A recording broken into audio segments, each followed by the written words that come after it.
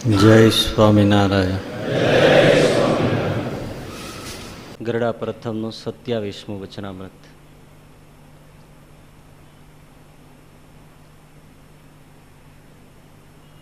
ભગવાનને ભજવાની તો સર્વને ઈચ્છા છે,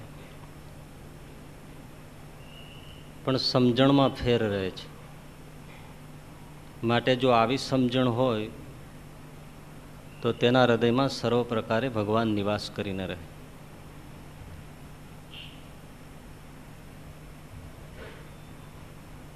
ભગવાન ભજવાની ઈચ્છા હોય છતાં ભગવાનનું ભજન ન થાય. શા માટે? સમજણની કચાશ છે. અને ભગવાનનું ભજન થતું હોય પરંતુ સર્વભાવથી, પૂર્ણ ભાવથી, સાતત્યથી ભજન ન થાય તો એમાં પણ સમજણની કચાશ છે. સમજણની કચાશ ટળી જાય તો ભગવાનનું ભજન થાય અને સાતત્યથી થાય. તો એમાં પહેલી વાત એ કહી કે કેવી સમજ હોવી જોઈએ. તો શ્રીજી મહારાજે કહ્યું કે આ પૃથ્વી જેની રાખી સ્થિર રહી છે અને ડોલાવી ડોલે છે, આ તારામંડળ જેનું રાખ્યું અધર રહ્યું છે અને જેના વરસાવ્યા મેઘ વરસે છે, જેની આજ્ઞાએ કરીને સૂર્ય ચંદ્ર ઉદય અસ્તપણાને પામે છે, ચંદ્રમાની કળા વધે ઘટે છે, પાળ વિનાનો સમુદ્ર મર્યાદામાં રહે છે, જળના બિંદુમાંથી મનુષ્ય ઉત્પન્ન થાય છે, તેને હાથ પગ નાક કાન આદિ 10 ઇન્દ્રિયો થઈ આવે છે, આકાશને વિશે અધર જળ રાખી મૂક્યું છે, એવા અનંત આશ્ચર્ય છે, તે સર્વે મને મળ્યા એવા જે પ્રગટ ભગવાન તેના જ કર્યા થાય છે. જગત સ્રષ્ટા, કરતા, હરતા, ધરતા, નિયંતા એ આ પુરુષોત્તમ નારાયણ છે કે જેની હું ઉપાસના કરું છું. આવી દ્રઢ સમજ. પરંતુ ભાઈઓ કંઈ એમ બોલી લેવાથી અને સાંભળી લેવાથી સર્વ કંઈ મારા પ્રભુથી થાય છે એવી સમજણ દ્રઢ થઈ જતી નથી. એમ તો આ વચનામૃત ઘણી વખત વાંચ્યું છે અને સાંભળ્યું છે, છતાં કઈ સમજ કેટલી દ્રઢ છે એ તો સૌની રીતે જોઈ શકે છે. એટલે ખૂબ મનન કરવું પડે, ચિંતન કરવું પડે. એમાંય સૌ પહેલા તો શ્રીજી મહારાજે ચાવી બતાવી છે કે તમારી સામે જે આ સૃષ્ટિ છે એમાં પેલા નજર કરો, એમાં જે આશ્ચર્ય ભર્યું છે એને નિહાળો તો પરમાત્માનું જે અલૌકિક આશ્ચર્યપૂર્ણ કરતાપણું છે એ કળાશે. અને જેટલું આશ્ચર્યમય પુરુષોત્તમનું કરતાપણું જણાશે એટલું એમને આધીનત્વ થવાશે. ટોલ્સ્ટોએ પણ સરસ વાત કહેલી કે ભગવાનને ખાતર પણ થોડી વાર કામકાજ છોડીને તમારી આસપાસ જુઓ. પણ આપણે અમુક વસ્તુઓ જ જોઈએ છીએ કે જે ભોગમય છે, વિષયોને જ જોઈએ છે, પરંતુ સૃષ્ટિને જોતા નથી. સૃષ્ટિને જોતા નથી એટલે સૃષ્ટિ કરતા ઓળખાતો નથી. રાત્રે સૂતા હોઈએ, ખુલ્લું આકાશ હોય, નોધારા નવલાખ તારલાઓ ટમટમતા હોય, શું સૌંદર્ય હોય છે! જાણે ભગવાન દરબાર ભરીને બેઠો હોય એવી એની કચેરી જેવું દેખાય.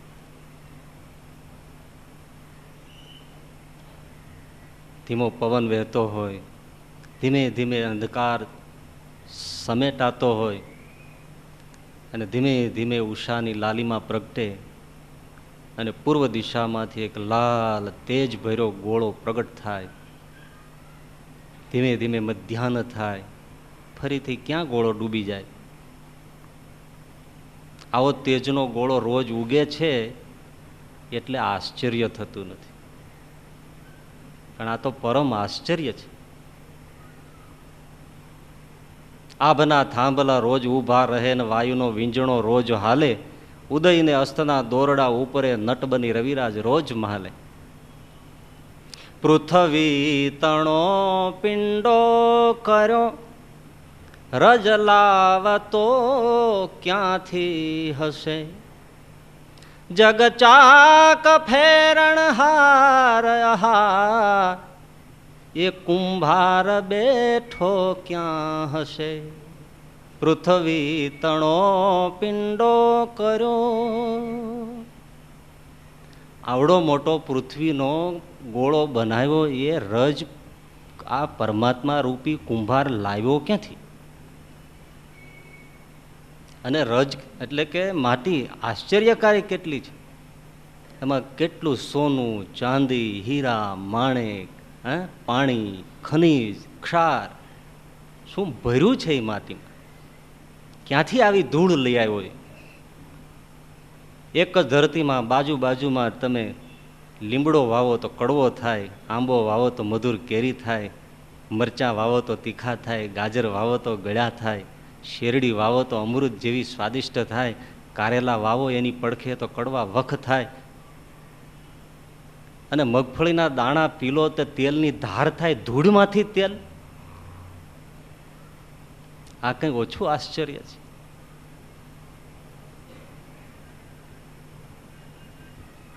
કાળી કાળી વાદળીઓનો ગોવાળ શું કાળો હશે, કાળી કાળી વાદળીઓનો ગોવાળ શું કાળો હશે, અને આ વીણ આંચળે આકાશનો દોહનાર ઊભો ક્યાં હશે. ભયંકર ઉનાળો ચાલતો હોય, ક્યાંય એક વાદળીનો ફોદો ન દેખાય, ને અચાનક જેઠ અષાઢ બેસે ત્યાંથી કાળા જબલા પહેરી પહેરી મેઘરાજની અડીંગ સવારી ક્યાંથી આવે છે, અને આખું ઘટાટોપ છવાઈ જાય, અને હળેડ હળેડ પાણી પડવા માંડે. અને જો હરખાઈનો હુડ બોલાવે તો પાણી હમાય નહીં. શ્રીજી મહારાજ કે ઉપર જળ રાખી મૂક્યું છે, જે અહીંયા ધરતી ઉપર હમાતું નથી, ઉપર હોય તો જ આવ્યું હોય. ગામના ગામ તાણી જાય એટલું પાણી આવ્યું ક્યાંથી? દેખાતું તો છે નહીં. અને બૂંદ બૂંદ વરસે, ધાર નથી પડતી. ચાયણાથી જેમ તમે અનાજ ચાળતા હોય એમ ટીપું ટીપું પડે. બોલો, આપણે તો ચોફાળમાં પાણી રાખ્યું ને એકાદ છેડો છૂટી જાય એટલે ડખળક દઈને બધું હેઠું વયું જાય. આમ એક ધારી બુંદે પડે. શું એને અંદર કઈ નાની મોટી જાળી મૂકી છે? વીણ આંચળે આકાશનો દોહનાર એ ગોવાળ ઊભો ક્યાં છે? અને જેમ જેમ વર્ષા પડે તો મહારાજ કે પાળ વિનાનો સમુદ્ર મર્યાદામાં રહે છે. ધરતી પર પાણી સમાતું નથી, પણ તમે ચોમાસામાં નજર કરજો, દરિયો ઉલટાનો 2-3 હાથ ઊંડો વયો છે. આટલું પાણી ઠલવાય તો દરિયો ઉલટાનો છલકાવો જોઈએ, એની જગ્યાએ ચોમાસામાં દરિયો ઊંડો વયો છે. તો એ આશ્ચર્ય નથી? અને દરિયાને યુગોથી મીઠું કાઢી લેવામાં આવે છે, અને મીઠું પાણી નદીઓ સતત 999 નદીઓ ઠાલવે છે, છતાં આ છેડે ચાખો પેલે છેડે ચાખો, ખારો સ્વાદ મટતો નથી. આ મીઠાનું પ્રપોર્શન રાખે છે કોણ?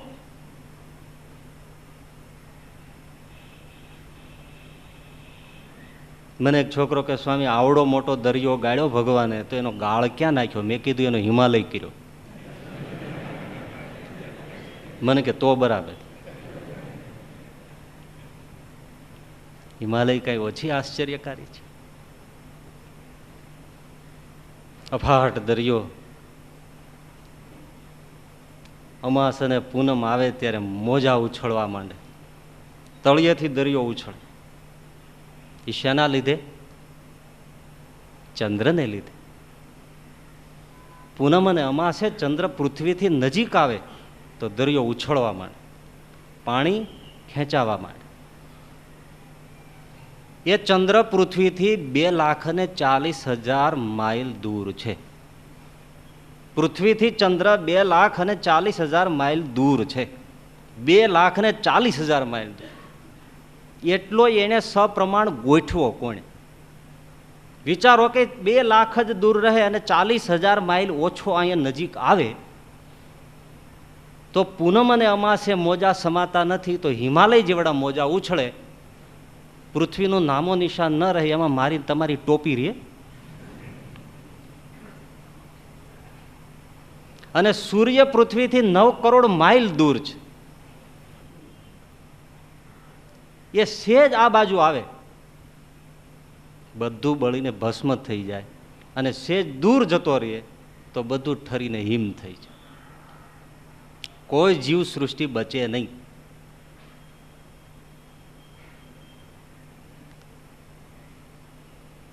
અને પૃથ્વી પોતાની ધરી ફરતે કલાકના 1040 માઇલની ઝડપે ફરે છે, છતાં કોઈને ફેર ચડતા નથી. 1040ની સ્પીડે હું તમે ભાગી રહ્યા છો. અને હમણાં કથા પૂરી થશે ત્યારે બધા શીર્ષાસનમાં થઈ જશે, બધા ઊંચા આમથી આમ લટકતા હશું, લીંબોળી લીમડા ઉપર લટકે એમ. છતાં કોઈ હેઠો વયો જતો નથી, નહીતર ગોતવા ક્યાં જાવો?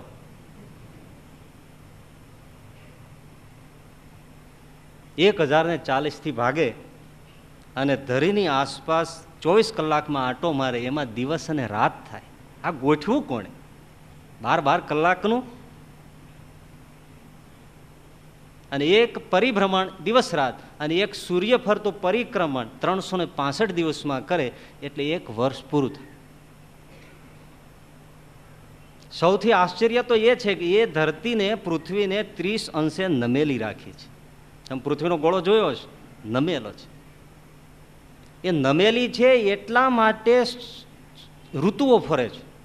શિયાળો, ઉનાળો, ચોમાસું, એ ધરી નમેલી છે એટલે થાય છે. નહીં તો રાત દિવસ તો થાત, પણ કાં ઉનાળો ને ઉનાળો જ રહે. તો આ જમાવટ થાય. ઋતુના જે ચક્રો ગોઠવા, 30 અંશમાંથી પણ જો થોડી વધારે નમી જાય તો એ ખેલ બગડી જાય. તો આ ગોઠવ્યું કોણે? ભણેલાને કહીએ એટલે કહે તો ગ્રેવિટેશન ફોર્સ છે, ગુરુત્વાકર્ષણ. સાચું છે ગુરુત્વાકર્ષણ ફોર્સ, પણ તારા ફાધરે મૂક્યું છે ત્યાં.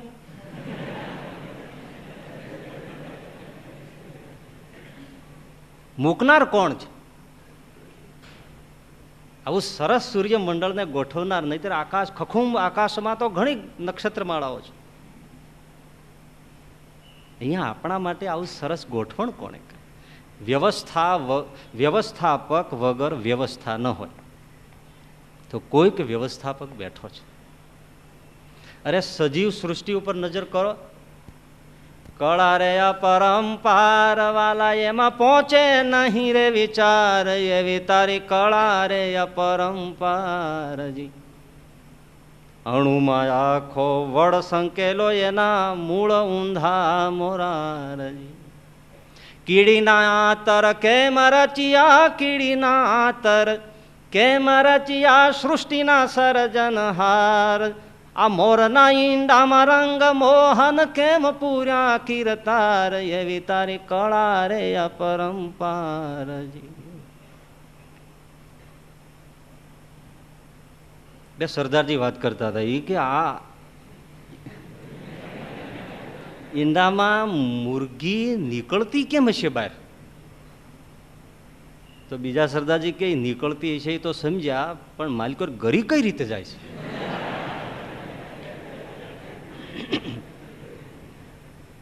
કળા રે અપરંપાર.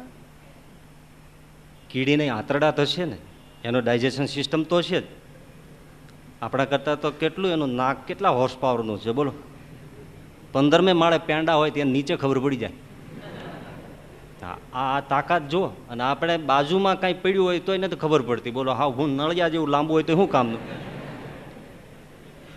એટલે ગામમાં ઘરમાં પછી એની મમ્મી કે દક્ષા જન કે આ શું ગંધાય છે? હું તો ઓલી દીકરી ચારે બાજુ આંટો મારે કે મમ્મી કશું મોગરા જેવું ગંધાય છે. પછી હાવણી લઈને આંટો મારે, મરેલો ઉંદર નીકળે. હવે એને મોગરા જેવો ગંધાય. લ્યો,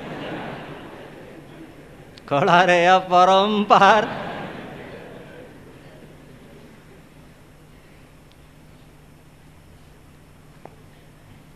પ્રભુ તારી અકળ ગતિ પતંગિયાના પેટમાં બધી. આજ્ઞા જોઈએ છે ને, શહેરમાં તો ક્યાંય દેખાતા નથી, પણ ચોમાસામાં ગામડામાં શહેરવાળાએ તો બધું ખલાસ કરી નાખ્યું. ધુમાડામાં ફૂંકી માર્યું બધું. કેવો સરસ આમ જુગનું પ્રકાશ તો હોય, વિદેશ અમે જાય ને ક્યારેક જાડી બાજુ હોય ઉતારો, તાજુબ થઈ જાવ, આમ એક સાથે પાછા લાઈટ કરે, એવું તોરણ રચાઈ જાણે ભગવાનના કંઠમાં હાર આરોપતા હોય એવું દ્રશ્ય. વૃક્ષ રૂપે વનમાળી ઊભા હોય અને એને હારનો શણગાર કરતા હોય, આવા જુગનું પ્રકાશ. પ્રભુ તારી અકળ ગતિ પતંગિયાના પેટમાં બતી, એનું જનરેટર ક્યાં છે, વાયરિંગ ક્યાં છે, એનું સ્વિચ બોર્ડ ક્યાં છે, મર્ક્યુરી જેવી પાછી લાઈટ, ધોળી શ્વેત ધવલ.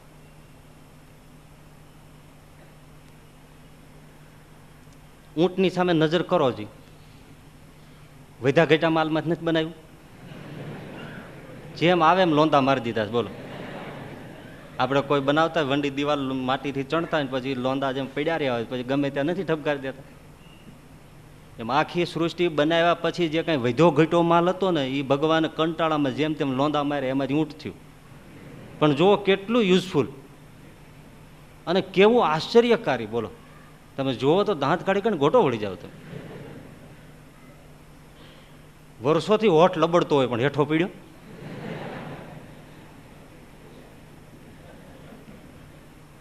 કૂતરા શિયાળિયા થાકી ગયા પેઢીથી, તોય હજી નથી હેઠો પીડ્યો. એની આંખ રણ માટે એ પ્રાણીને કેટલું સ્પેશિયલ બનાવવામાં આવ્યું. બોલો, એની તમને ખબર છે ને, આંખ છે, આંખમાં એક સ્પેશિયલ આઈ ગ્લાસ હોય છે, સ્પેશિયલ આઈ ગ્લાસ હોય છે. એ આમ ન પહેરે, પણ એમાં વાવાઝોડું ઉઠે, રણમાં આંધી ફૂંકાય અને જ્યારે રેતી ઉડવા માંડે એટલે ફાટ દઈને પહેરી લે. બોલો, ગોગલ્સની શરૂઆત તો ઊંટિયાઈ કરીશ. એટલે આમ તો ઘણા પહેરતા હોય, એમાં જાજો ફેર નથી લાગતો ભાઈ, પણ હાથ અડાવ્યા વગર એ ગોગલ્સ પહેરી લે. બોલો, અને પછી રેતી ગમે તેટલી ઉડે આર પાર ઊંટ જોઈ શકે. હવે આ વ્યવસ્થા તમે વિચારો છે, કળા જુઓ. અને રણમાં પાણી ન મળે તો ખૂંદ બનાવી, 20 લીટર સુધી પાણીનો સ્ટોક, પાણીના ફોર્મમાં નહીં, પાછું ચરબીના રૂપમાં. અને એ ધીમે ધીમે જરૂર પડે તો એ ઓગળતું જાય ને એમાંથી પાણી થાય, અને એમાં દિવસો સુધી ઊંટ પાણીથી ચલાવે. અને રણમાં દોડાય તો એના માટે કેવા આમ થાળી જેવા પગલાં રાખ્યા, ફાસ્ટ દોડી શકે. એમાં ઘોડું ન દોડી શકે. અમે વિદેશમાં બેઠા હતા તો એક છોકરાએ મને કીધું, સ્વામીજી એક પ્રશ્ન પૂછ્યો. મેં બોલો. મને કે why does camel run fast in a desert? આ ઊંટ રણમાં દોડી ફાસ્ટ કઈ રીતે શકે છે? મેં કીધું એને છે ને પેલા નીચે આમ થાળી જેવા આમ પગલાં છે ને એટલે. મને કે ન્યા સ્વામીજી. મેં કીધું તઈ શું છે? Because there is no traffic.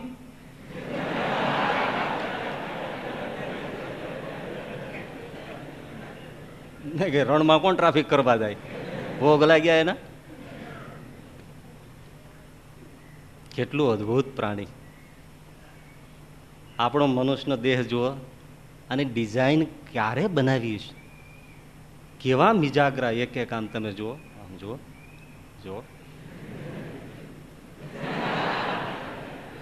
શું આશ્ચર્ય, કેવું હંકેલાઈ જાય. ઘણા પથારીમાં સવારે ગોઈતા જડે નહીં. આપણને એમ કે મહેમાન વેલી બસમાં વૈયા ગયા છે, ત્યાં તો પાંગત હેઠે જ નીકળે. બોલો, કેવું હંકેલાય, કેવું પાછું ઊભું થાય, કેવું દોડે.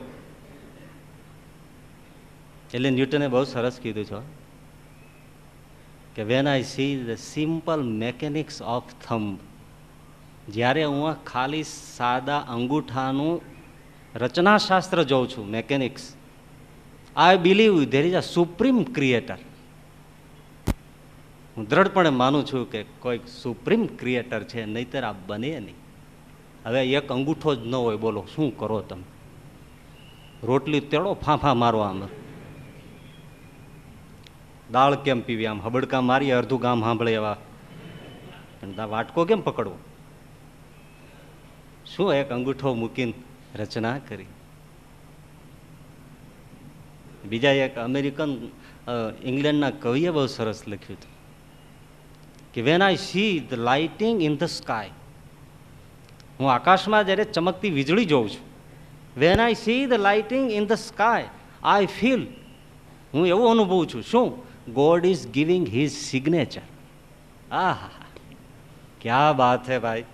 જાણે ભગવાન પોતાની સાઇન કરી બતાવે છે, એફિડેવિટ આપે છે, હું બેઠો છું દીકરા, ઉપર બેઠો છું, આ મારી સાઇન.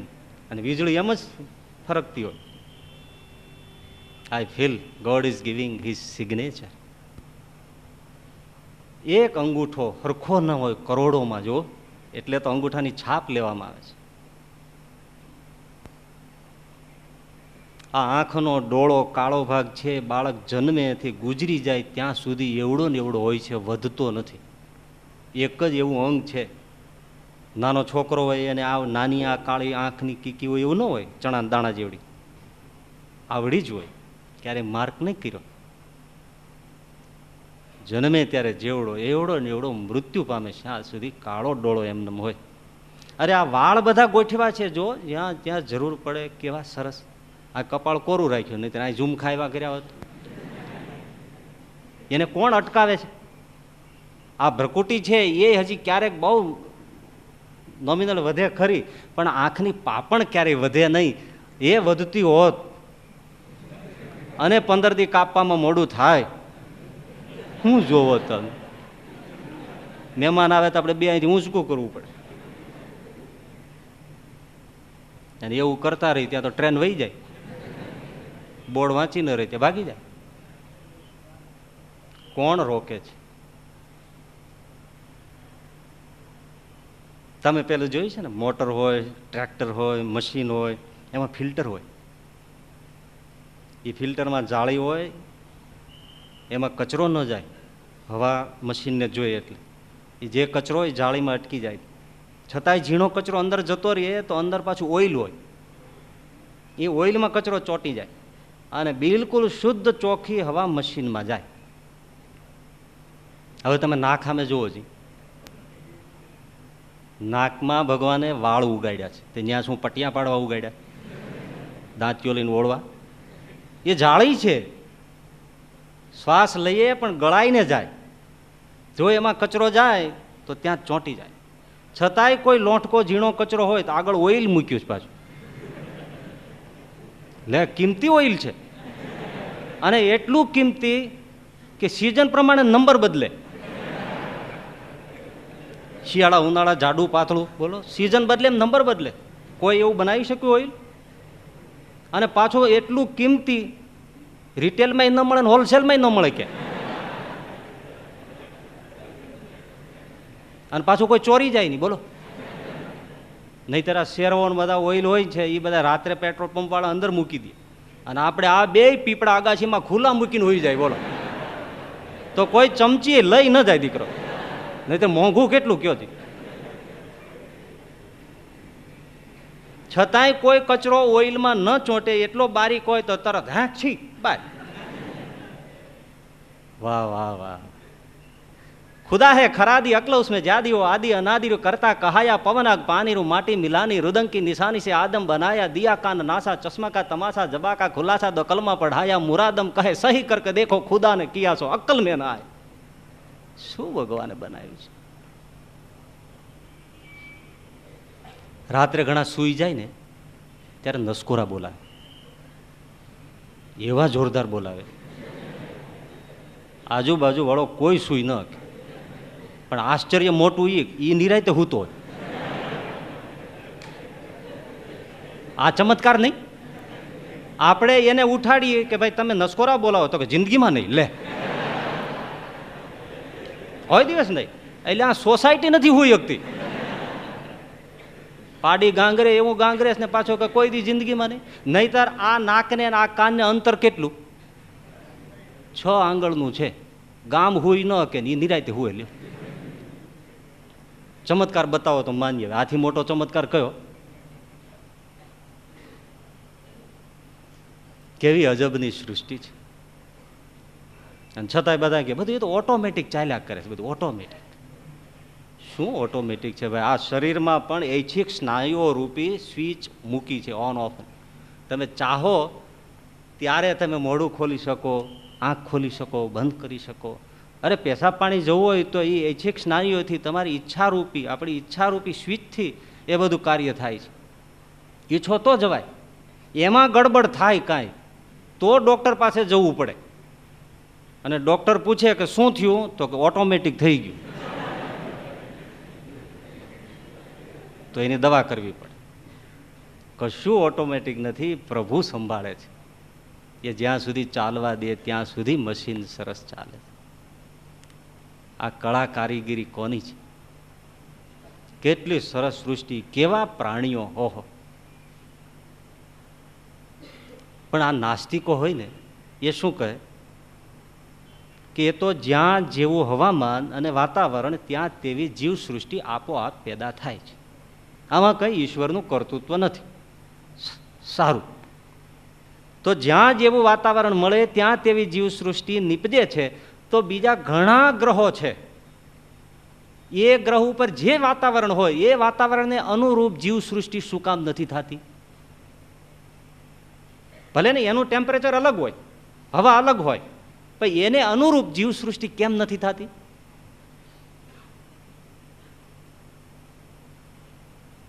જો વાતાવરણને અનુકૂળ જીવ સૃષ્ટિ આપોઆપ પેદા થતી હોય તો ત્યાં પણ એને અનુકૂળ થવી જોઈએ. ગાય ભેંસને બધા સસ્તન પ્રાણીઓને પાછલા પગે આંચળ હોય, જોયે છે ને? પણ એક હાથણી એવી છે કે એને પાછલા પગે આંચળ નથી, આગલા બે પગની વચ્ચે આંચળ છે. હા, એ વિચાર કરો કેટલું આ આયોજનપૂર્વક સૃષ્ટિ છે. હાથી રહ્યો હેવી પ્રાણી, હવે એનું બચલું પાછળ ધાવતું હોય અને પાછળથી સિંહ વાઘ આવે અને ઉઠાવીને થપાડ મારીને લઈને જતું રહીએ, અને આ રહ્યું મોટું પ્રાણી ભરીને આમ જોવા જાય ત્યાં તો ગાયબ. એટલે આગળ રાખ્યું, એને સૂંઢથી પંપાળે, કોઈ પાસે તો આવે? ટીટોડીના તમે એક ઈંડા જુઓ ધરતીમાં મૂક્યા હોય ને તમને જડે નહીં. કૂતરા અને પક્ષીઓ ગમે એટલા આંટા મારે પણ ક્યાંય તમે નહીં ભાળો કૂતરો કોઈ એના ઈંડાને ખાઈ ગયું હોય, ધૂળ જેવા કલરમાં. એ રંગનું મેચિંગ કોણે કર્યું?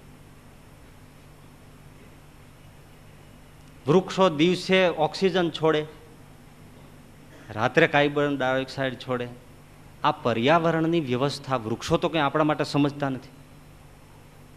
આવું સરસ અદ્ભુત સંચલન. તો પાછા વળી નાસ્તિકો એવું કહેતા હોય છે, એ તો આવશ્યકતા અનુસાર જીવ પ્રાણીઓએ પોતાના સંકલ્પની સતત હેમરિંગથી પોતાના અવયવોનો વિકાસ કર્યો છે. આ ઉત્ક્રાંતિ વાત છે. એટલે સંકલ્પને લીધે, આવશ્યકતાને લીધે આવા ફેરફારો નોંધાયા છે, પણ એમાં ઈશ્વર કંઈ વચ્ચે આવતો નથી. લ્યો કરો વાત. તો એનો અર્થ જ છે ને, ટીટોડીએ પોતે મથીને આવો રંગ પૂર્યો અને હાથણીએ પોતે એડજસ્ટ કરી અને આંચળ ઉગાડ્યા, આગળ આંચળ ઉગાડે.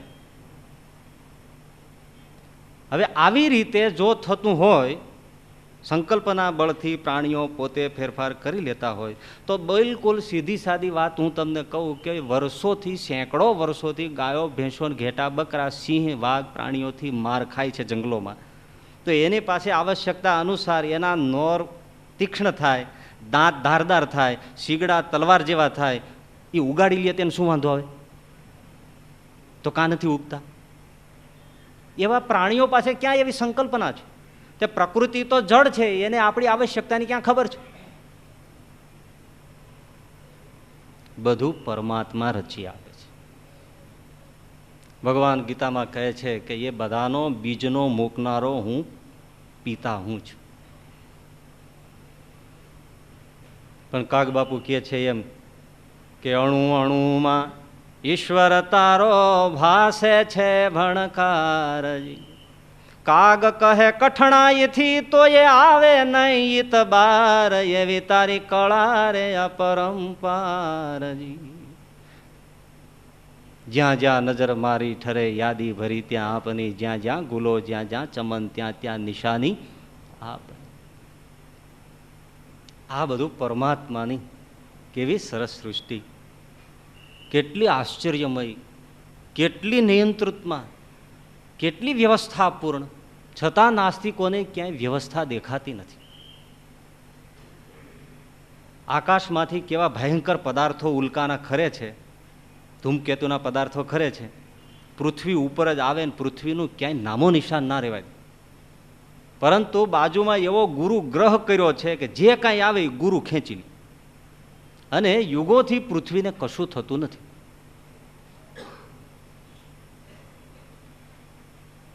ઈશ્વરની રચના. પણ આ બધું ઈશ્વરનું કર્તૃત્વ છે એમ સર્વસામાન્ય આસ્તિક લોકો માને છે.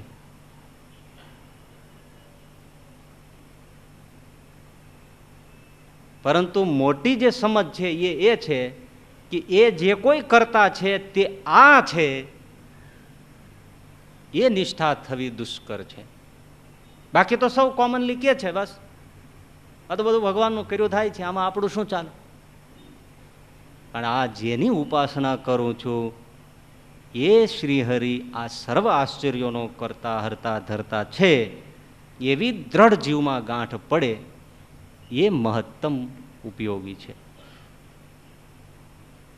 એ આ થતું નથી. બાકી સાંભળવાની એ મજા આવે. જે વર્ણન કર્યું એ જ પરમ પિતાએ મને તમને બનાવ્યા છે, છતાં ઓળખાતો નથી. દલપતરામ કવિ ટ્રેનમાં મુસાફરી કરતા હતા, અને એ જમાનામાં તમે જાણો છો એ પ્રમાણે ઘણા લોકો દ્વેષીલાઓ, વૈરાગી બાવાઓ ભગવાન સ્વામિનારાયણને મોચી કહેતા કે એનું દૂધ શું, દૂધ કયું, એ તો મોચી છે, અને મોચીને આપણે ન ભજાય, એની કંઠી ન બંધાય, એનો આશ્રય ન કરાય, એ તો હલકું વરણ, આમ તેમ. અને એ જમાનો બસ દૂધનું પૂછે, નહીતર પોતાને કાંઈ ઠેકાણા ન હોય. તે કવિ દલપતરામ બેઠેલા, કપાળમાં સરસ મજાનો ભડકા જેવો તિલક ચાંદલો જોયો, એમાં કોઈ 2-3 જણા હશે બ્રાહ્મણો જેવા, ને બધા આમને જોઈને કીધું, ઓળખ્યા તો નહીં? કીધું કે તમે સ્વામિનારાયણના સત્સંગી? તો કે હા, સ્વામિનારાયણ તો મોચી છે, અને મોચીને તમે ભજો? તો કે તો મને ખબર છે મોચી છે. તમને ખબર છે કે મોચી છે? દલપતરામે કહ્યું કે હા, એ મોચી છે, એ મોચી છે, એ તો મને ખબર છે.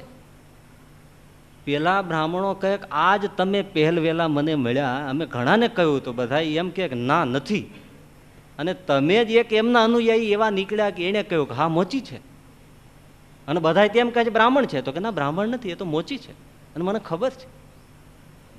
તો ખબર છે છતાંય તમે શું કામ એને ભજો છો? ત્યારે દલપતરામે કહ્યું, સાંભળો, ચામડાના પૂતળા રચે છે ચતુરાએ કરી, ચામડાના બળદો ને બકરા બનાવે છે, ચામડાની ગાયો ભેંસો શુદ્ધ દૂધ ધોવા દે છે, ચામડાની પોપટોને રાણીઓ પડાવે છે, ચામડાના હાથી ઘોડા હજારો હજાર જૂના ભાંગી જાતા જાય, નવા નીપજ આવે છે. કેવું ચામડાનું કામ કીધું દલપત રામ, એવા મોચીની વિશેષ ભક્તિ મને ભાવે છે. આવો એ મોચી છે, બાકી તમે કહો એવો મોચી. એ નામા વિધાન આવ્યું એટલે પેલા કે કવિરાજ તમે દલપતરામ પોતે? હતો કે હા. ફ્યુઝ વયો ગયો, બોલો.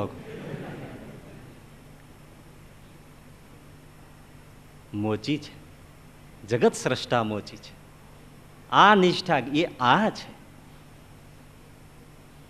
અને શ્રીજી મહારાજે કહ્યું કે પૂર્વે જે અનંત આશ્ચર્યો થયા છે, હમણાં થઈ રહ્યા છે, આગળ જે થશે તે સર્વે મને મળ્યા એવા જે આ પ્રત્યક્ષ પ્રગટ પ્રમાણ ભગવાન એના જ કર્યા થાય છે, પણ બીજા કોઈથી થતા નથી.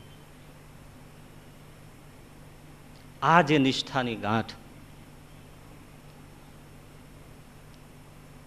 ચમત્કારો પછી એ મંત્રના હોય, તંત્રના હોય, યંત્રના હોય, વિજ્ઞાનના હોય, જાદુના હોય, સિદ્ધાઈના હોય, પ્રાકૃતિક હોય, બૌદ્ધિક હોય, માનસિક હોય, કોઈ પણ ચમત્કાર હોય, પણ એ સર્વ ચમત્કારની પાછળ પ્રેરક બળ તો મારા ઈષ્ટનું છે. આ જે ગાંઠ એ જ ન હોય તો બુદ્ધિ ફરી જાય. આ બહુ સમજવા જેવું છે. રામકૃષ્ણ પરમહંસ બંગાળમાં એક ભક્તિનું મોજું લઈને ફરે. રામ, કૃષ્ણ, કાલી બધાની ઉપાસના કરનારો એક પરમહંસ તત્વ, સાક્ષાત્કારી પુરુષ, બહુ આદરણીય પુરુષ.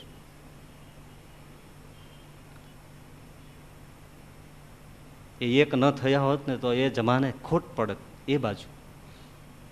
અને કેશવચંદ્ર સેન પૂરા નાસ્તિક.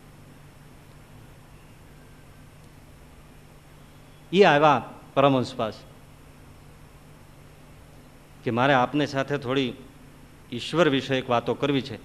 તમે કહો છો, બધાને શીખાવો છો, ભગવાન છે ને ભગવાનની ભક્તિ કરો,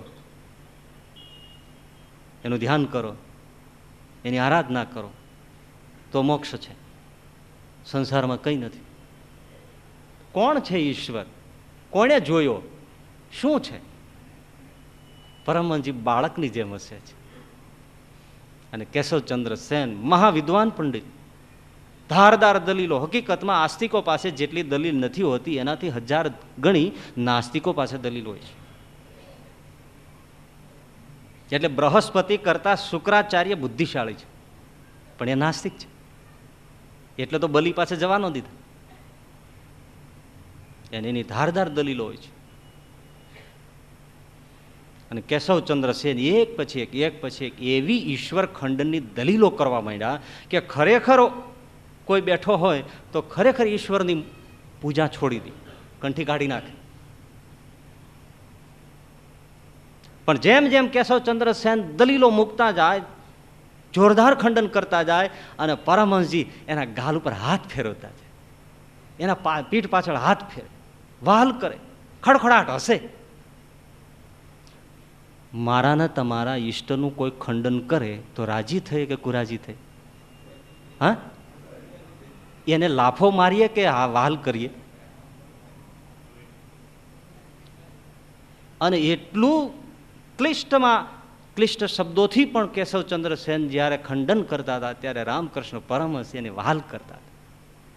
જેમ જેમ બોલે એમ દાઢી હળ પછી એમ હાથ ફેરીને કે વાહ વાહ ક્યાં બોલતા હતા. કેશવચંદ ઢીલો પડી ગયો. એ કે મહારાજ, હું તમારા પ્રભુનું ખંડન કરું છું અને તમે આટલા બધા ખુશ થાવ છો, અજબ છે. તો કે સાંભળ કેશવ, હું તો એટલા માટે ખુશ થાઉં છું કે તારામાં રહીને મારો પ્રભુ પોતાના વિપક્ષમાં કેવી ધારદાર દલીલો કરે છે. તારામાં રહીને મારો પ્રભુ કેવું દલીલબદ્ધ, કેવું તર્કબદ્ધ પોતે પોતાના વિપક્ષમાં બોલે છે, એ હું જોઈ રહ્યો છું. એને કેશવચંદ્રનું કર્તૃત્વ ન દેખાયું. મારો પ્રભુ તારામાં રહીને આ દલીલ બોલે છે, નહીં તો તારી કઈ તાકાત છે? બુદ્ધિ દાય દયાવતે આપણે બોલીએ, પણ આ પ્રમાણ છે. આપણે તો તરત એને નમી પડીએ, ભલે એનું વાત ન સ્વીકારીએ, પણ એમ થઈ જાય કે ના કેવું પડે. પરમહંસજીએ એમ કહ્યું કે મારે તો એને ધન્યવાદ આપવા પડે કે જે તારામાં રહીને આવું બોલે છે. આજ મને એમની આવી સુંદર વાતો વિપક્ષની સાંભળવા મળી. હું તો રાહ જોતો હતો કે એના મુખે આવું ક્યારે સંભળાય. તું બોલતો જ નથી, તારી કઈ તાકાત છે? તારાથી એક સાંઠી કોઈ ભાંગે નહીં. એ ટાણે ખબર પડે. કોઈ સરસ મજાની વીણા બજાવતો હોય તો આપણે દોડીને કાર્યક્રમ પૂરો થાય પછી અભિનંદન કોને આપવા જાય? વીણાને કે વીણા વગાડનારને? કે પછી વીણા પાસે બેસીને એને કઈ thank you lot of thank you બહુ. બજાવનારને આપણે વળગીએ કે વાહ ક્યાં બજાયા. એમ સંતની દ્રષ્ટિ એ છે કે ક્યાંય આશ્ચર્ય દેખે તો એ પોતાના માલિકને આભાર આપે છે. વાહ વાહ, તું કેવું રહીને બજાવે છે. આ તો બધા વાજિંત્રો છે, આ તો બધા પૂતળા છે, આની કઈ તાકાત છે?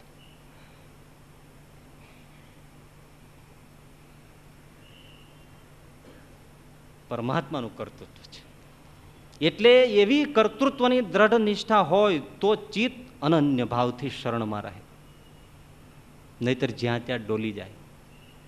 જરાક ચમત્કાર જોવે એને આશ્રય થઈ જાય.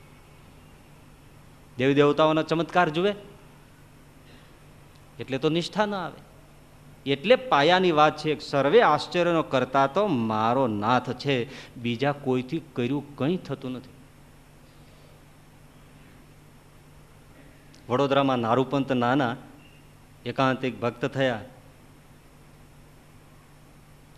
એનો એકનો એક દીકરો બાપુ એ બીમાર પડ્યો, ઔષધ કરી સારો ન થયો, રાત પડી છે. પતિ ને પત્ની દીકરાને ખાટલે બેઠા છે અને છોકરાના છેલ્લા શ્વાસ ગણાય છે. સ્વામિનારાયણ સ્વામિનારાયણ તો ભજન ખૂબ કરતા હતા, પણ આજ એકનો એક દીકરો આજે મોતને બિછાને. એમની માં હતી ને, એને એમ થયું કરે રે દીકરો ચાલ્યો, મારા દીકરાને કોણ ઉગારે? માતાજીનું સ્મરણ કરવામાં આવ્યું. હે માં, અમે તારા છોરુડા છીએ, અમુક બાધા રાખી, મારા દીકરાને બેઠો કર. અને એને માતાજીના હરીમ ક્લીમ જે આપણે કહેતા એ મંત્રો જપવા માંડ્યા.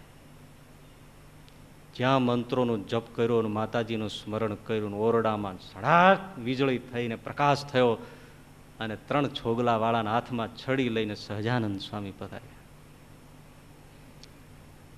જોઈને સામે કહ્યું, માં, તને જેટલા દેવી દેવતાઓના નામ આવડતા હોય ને બધાના જપ કરી લે, હું તારા દીકરાને લેવા આવ્યો છું. બ્રહ્માંડમાં કોઈની તાકાત હોય તો તારા દીકરાને રોકી લે, કરી લે જપ. જો આ બ્રહ્માંડમાં કોઈનું કર્યું થતું હોય તો તું તેને જેને સંભાળવા એને સંભાળી લે. હું સામે બેઠો છું અને તું કહે કે મેં સંભાળી લીધા છે, હું આને લઈને ચાલ્યો જાઉં.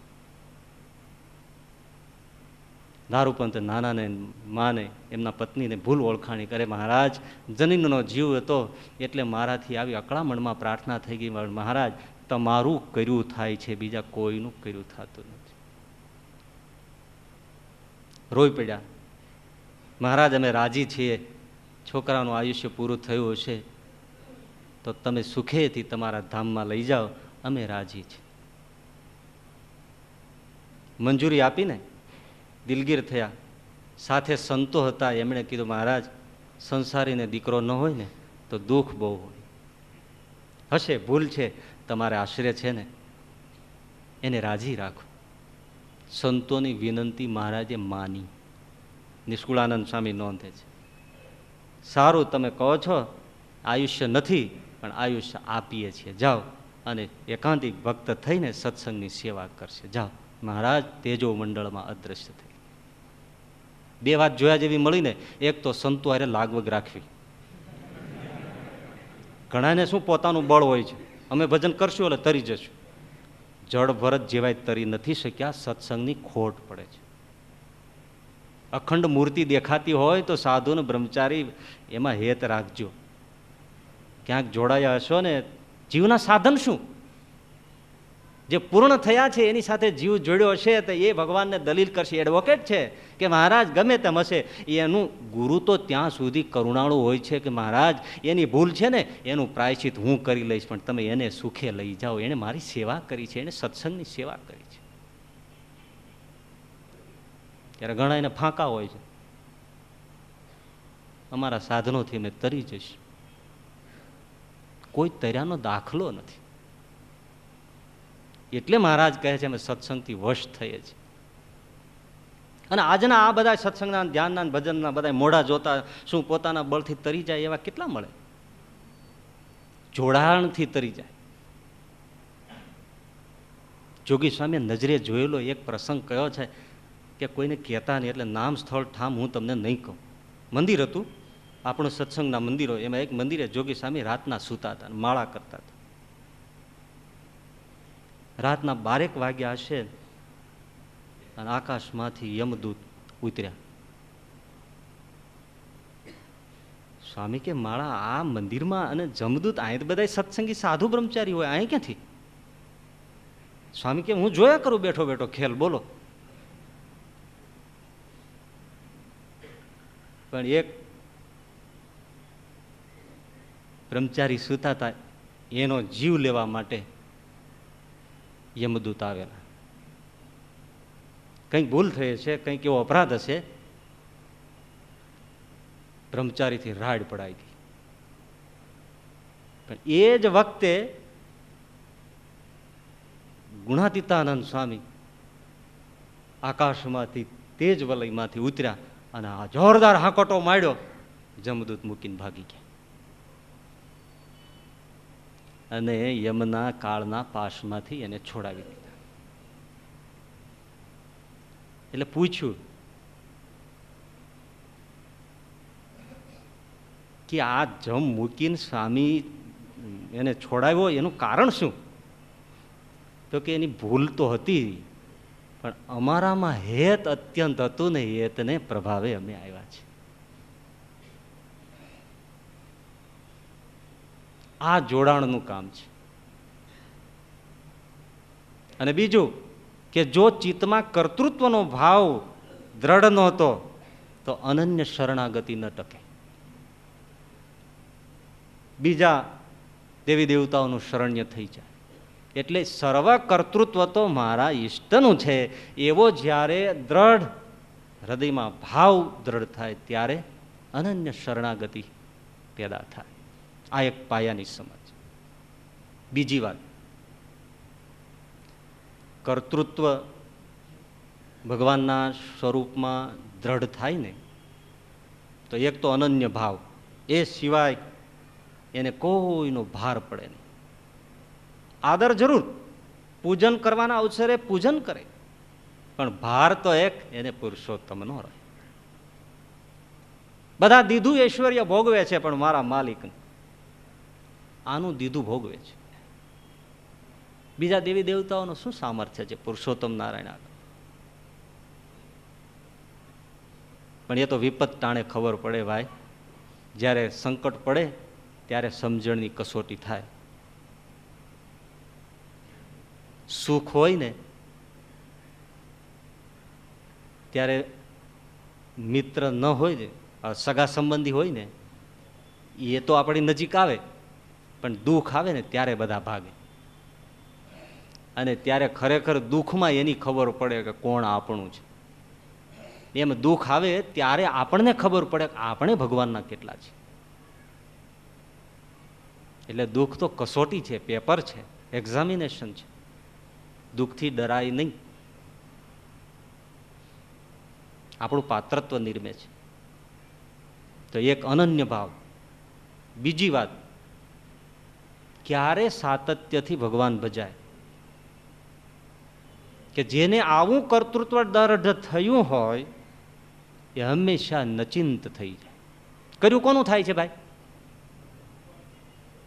જ્યારે બીજાનું કોઈનું કર્યું થતું હોય, કાળ કર્મ માયા કે ભૂત પ્રાણી આદિ કોઈ, તો ચિંતા રાખવાની જરૂર રહે.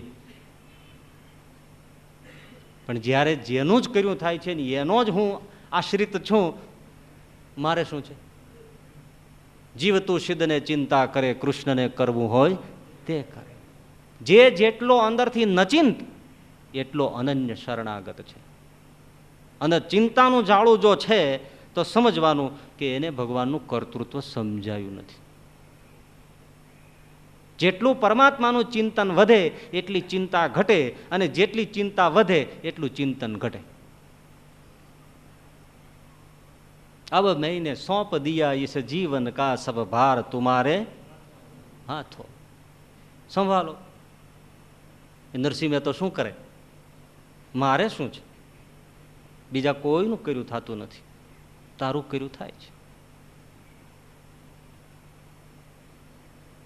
મહાભારતનું યુદ્ધ ચાલતું ને, ભીષ્મ દાદાએ 10મા દિવસની રાત્રે પ્રતિજ્ઞા કરી કે કાલ સવારનો સૂર્યોદય ઉદય દુર્યોધનના મેણા માર્યા કે તમે ખાવ છો અમારું, અને તમે પાંડવ પક્ષે હેત રાખો છો, અને તમે યુદ્ધનો કોઈ છેડો દેખાડતા નથી. ત્યારે ભીષ્મ દાદાએ કહ્યું કે દુર્યોધન, હું તો ભાવથી લડું છું, પણ તને ખબર નથી કે આ કેમ બને છે. કૃષ્ણ હોય તે કોની તાકાત છે. પણ જા, હું પ્રતિજ્ઞા કરું છું કે કાલ સવારનો સૂર્યોદય થાય ને સૂર્ય આથમે ત્યાં સુધીમાં ન પાંડવી પૃથ્વી કરું, અને કાં હું નહીં ને કાં તે નહીં. અને કૌરવો નાચી ઉઠ્યા છે કે કાલનો દિવસ ટેસ્ટ મેચનો છેલ્લો દિવસ છે.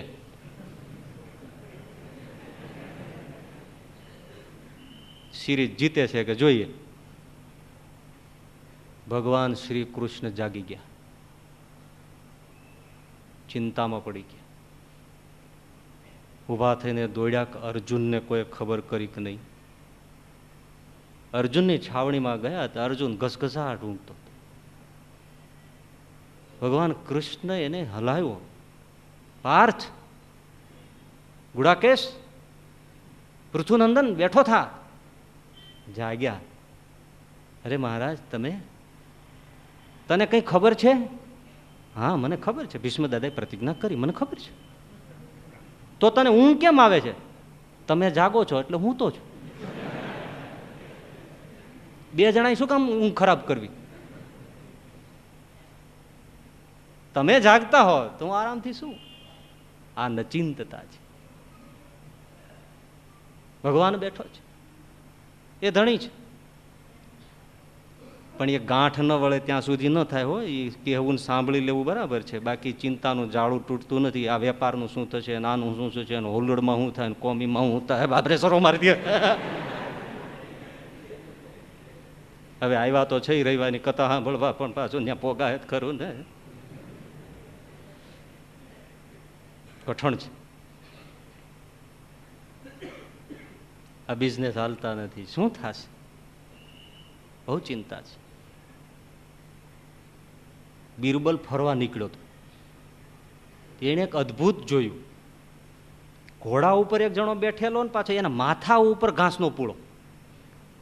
બિરબલ કે આ નવી નવાય, નહીતર તો માણસ શું ઘોડા ઉપર બેસે અને ઘાસનો પૂળો આગળ મૂકી દે. આ તો માથે ઘોડા માથે બેઠો ને ઘાસનો પૂળો માથે ઉપાડે. બિરબલ કે ભાઈ, આમાં કંઈક રહસ્ય છે. તમે આમ શા માટે બેઠા છો? કેમ? હું વ્યવસ્થિત બેઠો છું, સાચી રીતે બેઠો છું. પણ તમે ઘોડા ઉપર બેઠા છો તો પછી તમે પૂળો તમારા માથા ઉપર શા માટે મૂક્યો? તો કે મૂર્ખ લાગે છે.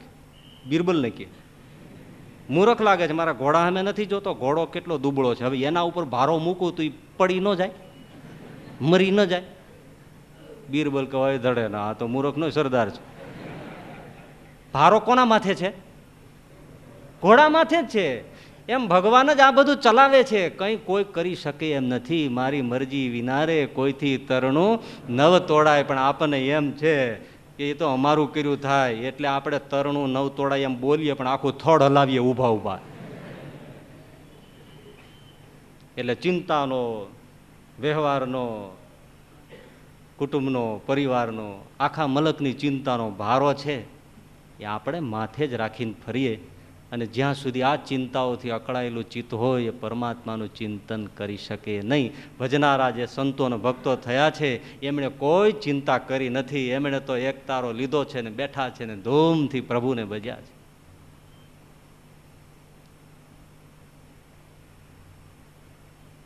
તો એક તો કર્તૃત્વ મારા નાથનું, અને સત્તાધીશ મળે એની સૌ આરતી ઉતારે. બોલો, તો જો સમજાય કે આજ સર્વ સત્તાધીશ છે તો એને કોણ છોડે? સમજાય તો ન છોડે. ભગવાન ભજવાની ઈચ્છા છે ને, પણ સમજણમાં કચાશ છે. ઓળખાઈ જાય કે આમનું કર્યું સર્વે થાય છે તો એને વળગે. એનું દીધેલું બીજા પાસે હોય છે, બાકી આના સિવાય આપેલું કોઈની પાસે હોતું નથી. તો કોઈના આમના શરણને મૂકીને જાય નહીં. અને ત્રીજું, એવો બેઠો હોય ધણી સાહેબ સરીખા શેઠિયા બસે નગર કે માહી, ઉનકું કહા ધન કી કમી, જિનકી ઊંડી ફીરે નવખંડ માહી. બેસે આરામથી, નચિંત થઈને જીવે. પછી વાત જે કહી તે એ વળી જે એમ સમજે, જે ચાહે કોઈ મારી ઉપર ધૂળ નાખે, ચાહે કોઈ ગમે તેવું અપમાન કરે, ચાહે કોઈ હાથીએ બેસાડે ને ચાહે કોઈ નાકકાન કાપીને ગધેડે બેસાડો, તેમાં મારે સંભાવ છે. તથા જેને રૂપવાન એવી યૌવન સ્ત્રી અથવા કુરૂપવાન સ્ત્રી અથવા વૃદ્ધ સ્ત્રી તેને વિશે તુલ્ય ભાવ રહે, તથા સુવર્ણનો ઢગલો હોય તથા પથ્થરનો ઢગલો હોય, તે બેયને જે તુલ્ય જાણે, એવી જીતના જે અનંત ગુણે યુક્ત ભક્ત, તેના હૃદયમાં ભગવાનનો નિવાસ થાય છે. ત્રણ વાત બતાવી: સ્ત્રી, ધન અને માનાપમાન. આ ત્રણમાં જે વિક્ષિપ્ત નથી થતો એ ભજન કરી શકે. સ્ત્રી એટલે વિષયો માત્ર, ધન એટલે પદાર્થ માત્ર, સોનું જ નહીં, પદાર્થ માત્ર. માનાપમાન એટલે અહંતા અને મમતા. આ ત્રણ પ્રસંગોમાં જેનું ચિત્ત વિક્ષેપ ન પામે તે ભજન કરે. ભગવાન ભજવાની ઈચ્છા છે?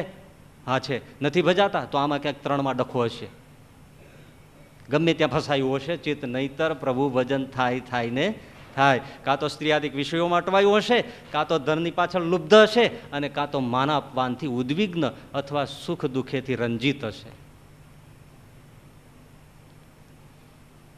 મન કાં તો ટાઢું થાય, મન કાં તો ઊનું થાય, તો પ્રભુ ક્યાંથી ભજે? માટે જે આ બધાથી પર થયો તે પ્રભુ ભજે, અને એવી રીતે પ્રભુ ભજનારાના ભગવાન હૃદયમાં વસે છે, અખંડ નિવાસ કરીને વસે છે. હવે જોજો એનો અર્થ શું થયો? જેના હૃદયમાં ભગવાન અખંડ વસે છે એનો અર્થ શું થયો? એને ભગવાનને કોઈ જ અંતર નથી. એ સંત એટલે કોણ? કે જેને અખંડ ભગવાનની સાથે જોડાણ છે, અખંડ ભગવાનને ધારણ કરી રાખ્યા છે, ક્ષણ પણ જે એનાથી જુદા નથી, એ સંતનું રૂપ છે. ગુણાતીતાનંદ સ્વામી કે આંખનું મટકું મારી એટલી વાર પણ અમે ભગવાનની મૂર્તિને ભૂલતા નથી, અને જો ભૂલીએ તો તાળવું ફાટી જાય. આ સંત છે. એટલે હવે હું તમને એક બીજી વાત કરું છું, અને એ આમાંથી તારવવી કઠણ છે. તમે વચનામૃતનો પ્રારંભ જોશો ને તો શ્રીજી મહારાજ સૂર્યોદય પહેલા સામે ચાલીને સંતોના નિવાસે ગયા છે, અને કેવળ સંતોની સભા છે, કોઈ ગૃહસ્થ હરિભક્ત નથી. એનો અર્થ છે કે કોઈ ગ્રહસ્થો આવે એ પહેલા મારે મારા વહાલા સંતોને કંઈક હિત વચનો કહેવા છે, અને સંતોને કંઈક હિત વચનો, અમૃત વચનો કહેવા માટે પોતે સામે ચાલીને સૂર્ય ઉગ્યા પહેલા આવીને સંતોને નિવાસસ્થાને સામે ચાલીને ગયા છે, અને સંતોને બેઠા છે, સભા છે. હવે તમે સ્વાભાવિકપણે આ મુદ્દો હાથમાં રાખો એટલે તમને સમજાઈ જશે કે સ્વાભાવિક છે કે એ સભામાં સંત લક્ષી જ વાત થાય, કે મારા સંતો કેવા હોય, મારા સંતોની સ્થિતિ કેવી હોય, એની નિષ્ઠા કેવી હોય, એની સમજ કેવી હોય, સાચા સંતનું સ્વરૂપ શું હોય, સાચા સંતનું લક્ષણ શું હોય, એ જ વાત કહે. અને એ જ વાત કહી છે આ સંપૂર્ણ વચનામૃતમાં કે સંત કોને કહેવાય. પરંતુ આ બધી વાતનો શરૂઆત કરતા પહેલા, મૂળ વાત કહેતા પહેલા નાસિકાગ્ર સામે દ્રષ્ટિ રાખીને અર્ધ ઘડી સુધી વિચારતા રહ્યા છે. શા માટે? સાંભળો, ભગવાનને ભજવાની તો તમને સર્વને ઈચ્છા છે, એટલે તો અહીંયા આવ્યા છો. સામે જોઈને બોલે છે, ધારી લ્યો સભા, સામે જોઈને બોલે છે તમારે ભગવાન ભજવાની તો સર્વને ઈચ્છા છે, પણ સમજણમાં ફેર રહે છે. એ સમજણ શું છે? કે જેની આ પૃથ્વી રાખી સ્થિર રહે છે, ડોલાવી ડોલે છે, તારામંડળ રાખ્યું જેનું અધર રહ્યું છે, આકાશમાં ગાજવીજ થાય છે, સમુદ્ર મર્યાદા વગરનો, પાળ વગરનો સમુદ્ર મર્યાદામાં રહે છે, એવા અનંત જે કોઈ આશ્ચર્ય છે તે મને મળ્યા એવા પ્રગટ ભગવાન તે વચ્ચે જ થાય છે. આવી જે સમજણની નિષ્ઠા, મતલબ પરોક્ષ નિષ્ઠા છૂટે અને પ્રત્યક્ષ નિષ્ઠા દ્રઢ થાય. આ પાયો. હું સામે બેઠો છું, જ્યાં જ્યાં પોતાની ઓળખાણ કરાવવાની વાત આવી છે ત્યાં ત્યાં તમે વચનામૃતમાં માર્ક કરજો. મહારાજ અમુક સમય સુધી સ્થિર રહીને વિચારમગ્ન થઈ ગયા છે, અને પછી ધીમેથી કહ્યું છે.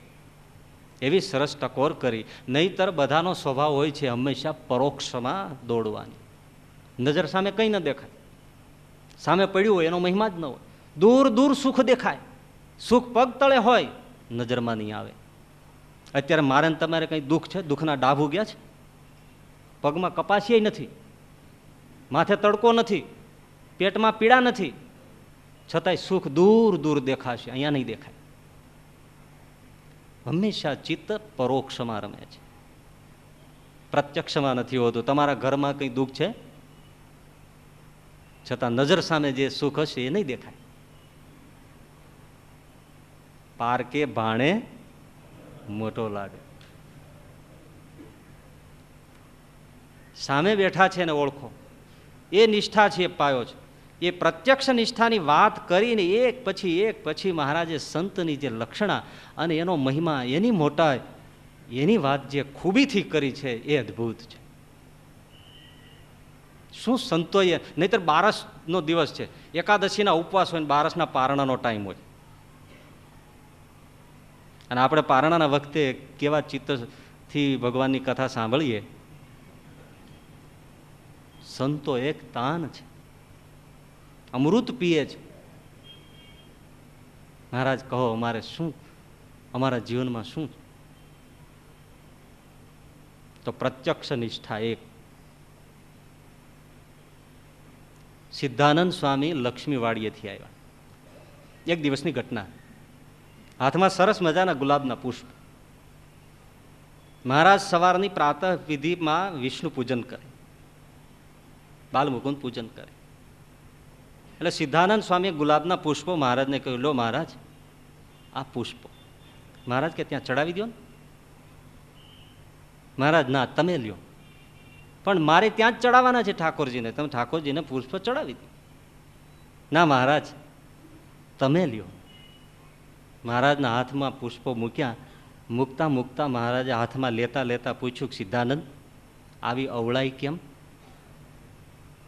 અમારું કયું કેમ ન માન્યું? મહારાજ તમારું જ કયું માનું છું, એટલે તો આમ કરું છું. પરોક્ષની બહુ પૂજા કરી, મને પ્રત્યક્ષની કરવા દો ને. હવે તમારે જેને ચડાવો એને ચડાવી દો. આ સામે બેઠા છો તો એને જ ફૂલ ચડાવી દો, પછી તમારે જેને ચડાવો એને ચડાવો. કોને સૂજે આ પ્રત્યક્ષ નિષ્ઠાની ગાંઠ. બીજી વાત, કર્તૃત્વ તો મારું કર્યું થાય છે. આપણે કહીએ છે અને ઓરડાના પદ બોલતા હોઈએ, મારી મારે જેવી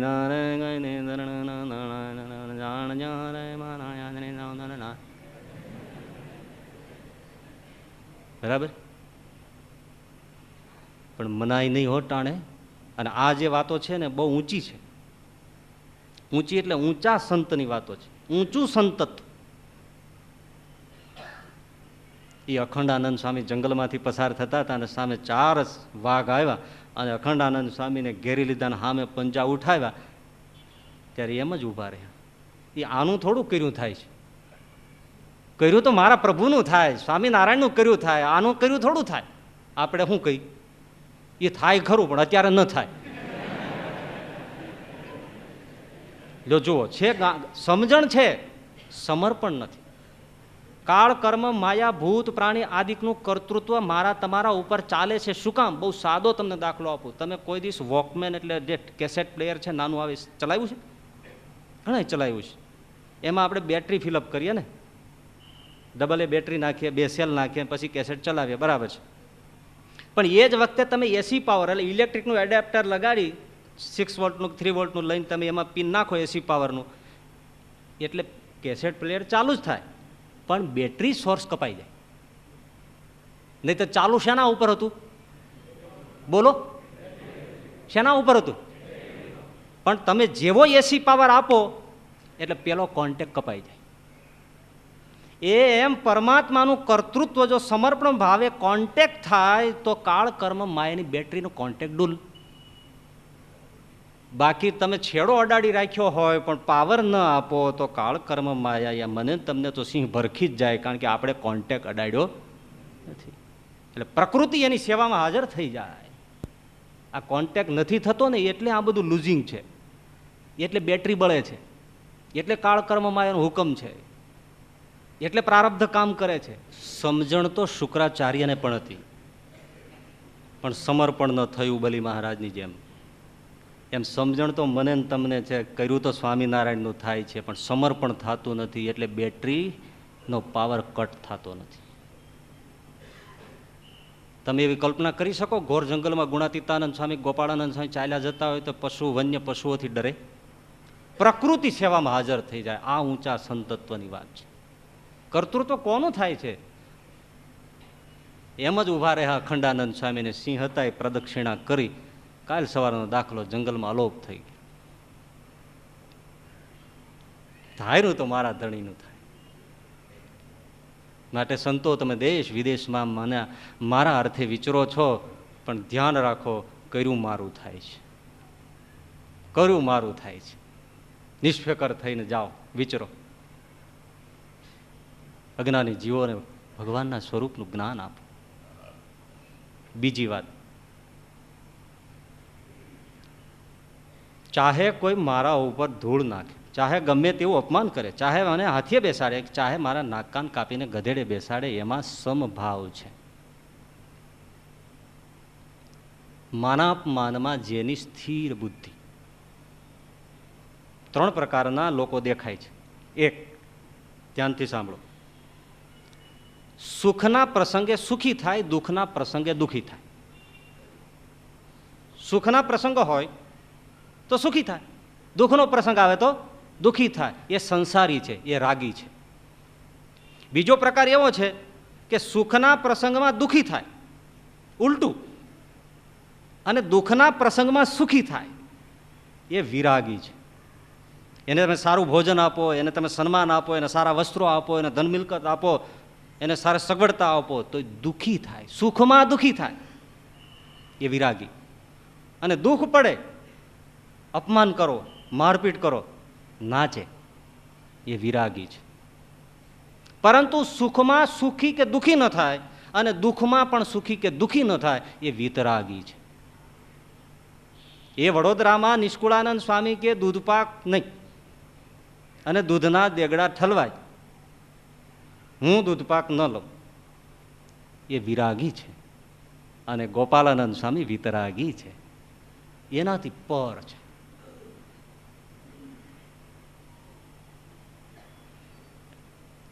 ઉપર ભાવથી પર છે.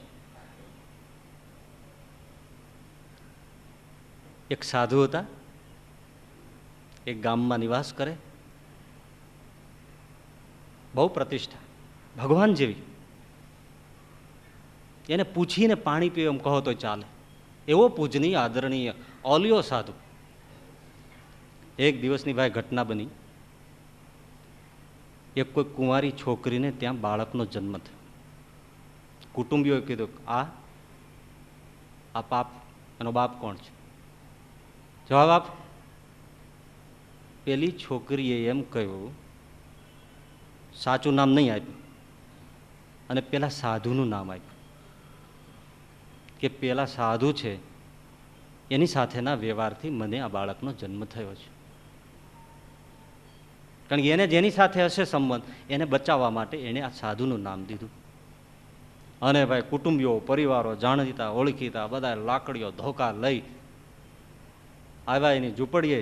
સાધુને માર્યો, હરામી, બદમાશ, ધોખેબાજ, કપટી, કુટિલ, લંપટ, આખા ગામને છેતરનાર, આ પાપ કરે છે, આ ધંધા કરે છે, આવી રીતે છોકરાના જન્મ, આ રાખ તારો છોકરો તારી પાસે. ખોળામાં છોકરું નાનું નાખી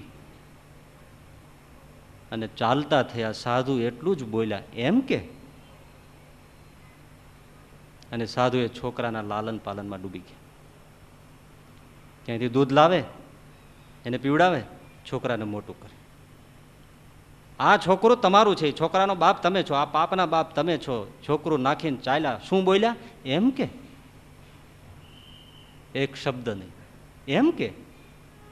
કેટલું સરળ, કોણ કરી શકે? વિતરાગીનું કામ છે, વૈરાગીનું કામ નથી. આ વિતરાગીનું કામ છે. એમ કે? રાખી લીધું બાળક, દલીલ પણ નહીં. વરસ દાડો થયો પણ છોકરીને અંદર પેટમાં બળતરા લાગી કે મેં એક નિર્દોષ સાધુને આવી રીતે કલંકિત કર્યા. પરિવારમાં રડતા રડતા એક વર્ષ પછી વાત કરી કે સાધુ નિર્દોષ છે, સાચો દોષિત બીજો વ્યક્તિ છે. એ તો મહાપવિત્ર પુરુષ છે. ફરીથી કુટુંબીઓ વેળા થયા, ભોજન પ્રસાદના પડા લીધા, ગુલાબના ફૂલના મોગરાના હાર લીધા, અને આવ્યા એમની ઝૂંપડી, દંડવત કર્યા અને રડવા માંડ્યા કે મહારાજ, અમે તમને ઓળખી ન શક્યા, અમારી દીકરી ખોટું બોલી, અમને માફ કરો, ક્ષમા કરો, અપરાધ ક્ષમા કરો, આશીર્વાદ આપો, અમારા ઉપર પ્રસન્ન થાઓ, અમારા ગુના કરોડ કરોડ માફ કરો. અને આ બાળક તમારું નથી, એ બાળક તો બીજાનું છે. આ બાળક તમે અમને પાછું આપો. એ બાળક પેલાના હાથમાં મૂક્યું અને સાધુ એમ બોલ્યા, એમ કે? ચાલ્યા ગયા. હા, વિતરાગી છે.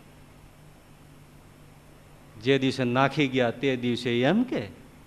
લઈ ગયા તો પણ એમ કે સાધુ એની મસ્તીમાં હતા. આ ઉત્તમ જે સંતત્વની ભૂમિ છે એ છે. સભા બેઠેલી દાદાના દરબારમાં, અને મહારાજ બધા મંડળોને દેશ પ્રદેશમાં મોકલતા હતા ફરવા માટે. એમાં એક મંડળમાં 4 અભણ સાધુને મોરબી બાજુ મોકલ્યા. એને કહ્યું તમે મોરબી બાજુ જાઓ.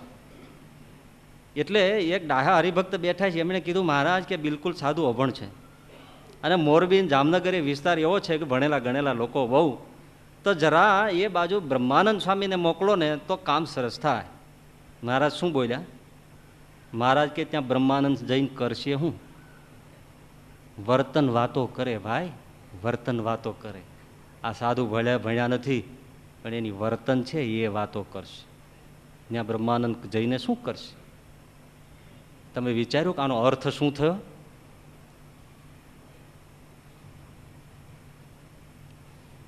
બ્રહ્માનંદમાં વર્તન નથી. સ્વાભાવિક છે, વિચારો. આ એમાં બેઠા હોય અને એમાં એમ કહે કે ભાઈ ફલાણી જગ્યાએ છે, તમે હરિસ્વરૂપ સ્વામી મોકલો. તો કે એને મોકલીને હું મોકલ્યો? ધૂળ મોકલશો ને, કે બોલ્યાના થોડા કામ છે ને. વર્તનવાળા સાધુને મોકલો, વર્તનવાળાને મોકલો. તેનો અર્થ શું છે? હું ડફોળ થયો. સીધો જ દાખલો છે ને. શું થયો? અને મારું જે મોઢું કાળશાહી જેવું થઈ જાય કે આટલી સભામાં શું હું વર્તન નથી રાખતો? હું શું ડફોળ છું? હું શું ધર્મ નથી પાળતો? મારા ઉપર આવો આક્ષેપ જાણ્યા વગરનો કંઈ પણ નહીં.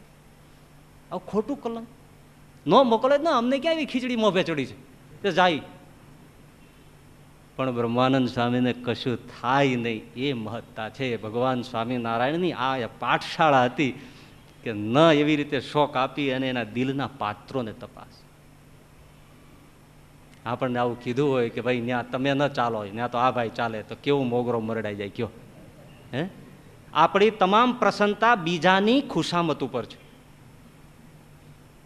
પણ એક વસ્તુ હૈયાની પાટી ઉપર લખી રાખો કે કોઈ વ્યક્તિ કોઈના વિશે ક્યારેય સારું બોલતી હોતી નથી. પીઠ પાછળ હંમેશા બદબોય જ કરે. એ કંઈ નથી, એ કંઈ નથી. એટલે નક્કી જ કરી રાખો કે આ દુનિયા સારું બોલવાની જ નથી, તો કોની પાસે પ્રશંસાની આશા રાખવી? આપણે ખોટા હોઈએ તો જવાબ દેવાની વાત છે ને, બાકી એને આપણે ક્યાં જવાબ દેવા જવા છે? પણ છતાંય મારીને તમારી પ્રસન્નતા બીજાની ખુશામત ઉપર ટકે છે. એટલે એ ચિત્ત વિક્ષિપ્ત છે. પછીની વાત, રૂપવાન યૌવન સ્ત્રી, કુરૂપવાન સ્ત્રી, વૃદ્ધ સ્ત્રી, એમાં જેને સમભાવ છે, તુલ્ય ભાવ છે. સમજાયું ને? આગળનું તો સમજાયું ને કે કેટલી માનાપમાનથી ઉઠેલું સંતત્વ હોય છે. હવે સ્ત્રી ભાવ, જ્યાં સુધી દેહ બુદ્ધિ છે ત્યાં સુધી પુરુષ કે સ્ત્રી બુદ્ધિ ટળતી નથી. દેહ બુદ્ધિ છે ત્યાં સુધી પુરુષ હશે તો પોતાને પુરુષ માનશે, અને સ્ત્રી હશે તો પોતાને સ્ત્રી માનશે. અને જ્યાં સુધી પોતાને સ્ત્રી માને કે પોતાને પુરુષ માને ત્યાં સુધી ચિત્તમાં પડેલી મિથુન ગ્રંથિ ટળતી નથી. અહમ ગ્રંથિ, મમત્વ ગ્રંથિ, ઈચ્છા ગ્રંથિ, સંશય ગ્રંથિ, કર્મ ગ્રંથિ, વાસના ગ્રંથિ, એમ મિથુન ગ્રંથિ છે. એ ગ્રંથિ ક્યારે ટળે? તમે જોયું? પેલા આપણે કોઈ ઘાસનો કે રચકાના કે એવા લીલાના એવો આપણે જ્યારે ભારો બાંધે ત્યારે એને બંધ મારે, એક પછી એક બંધ મારે. એમાં એ 2-3 બંધ મારે, એમાં એકાદ બંધ જો જોરથી ગાંઠ વાળે તો બીજી 2 ઢીલી પડી જાય. એ જોયું છે ને? બીજી 2 તરત ઢીલી પડી જાય. એમ ચિત્તમાં પડેલી જે સપ્ત ગ્રંથિની ગાંઠ છે, અહમ, મમત વગેરે, ઈચ્છા, સંશય, વાસના ગ્રંથિ, આ બધી જે ગ્રંથિ છે, મમત્વ ગ્રંથિ, મિથુન ગ્રંથિ, એ ચિત્તના ભારા ઉપર બ્રહ્મ ગ્રંથિની ગાંઠ વળે એટલે આ બધી સાથે સાથે ઢીલી પડી જાય. હું બ્રહ્મ છું, હું સત્તારૂપ છું, નિજાત્માનમ બ્રહ્મરૂપમ ગુણાતીતાનંદ સ્વામી કી, એની ગાંઠ વળે, બીજી બધી ગાંઠ ઢીલી પડી જાય. જ્યાં સુધી પુરુષ માનશે સ્વામી કહે તો એને સ્ત્રી જોશે, સ્ત્રી માનશે તો એને પુરુષ જોશે. પણ બ્રહ્મની ગાંઠ જો દિલમાં પડી હશે તો બધી જ ગ્રંથિઓ ઓગળી જશે. કેવું સાદો દ્રષ્ટાંત, કેટલું સુંદર છે. તમને ગમ્યું? ગમ્યું ને? ગમે જ તો. એક સાધુ હતા, એક સાધુ હતા. સાંભળો એનાથી એક સરસ મજાની મીઠી વાત. તમે આમ ધ્યાનથી રસ્તે સાંભળો ને તો મને કોઈ દી થાક ન લાગે એવું છે.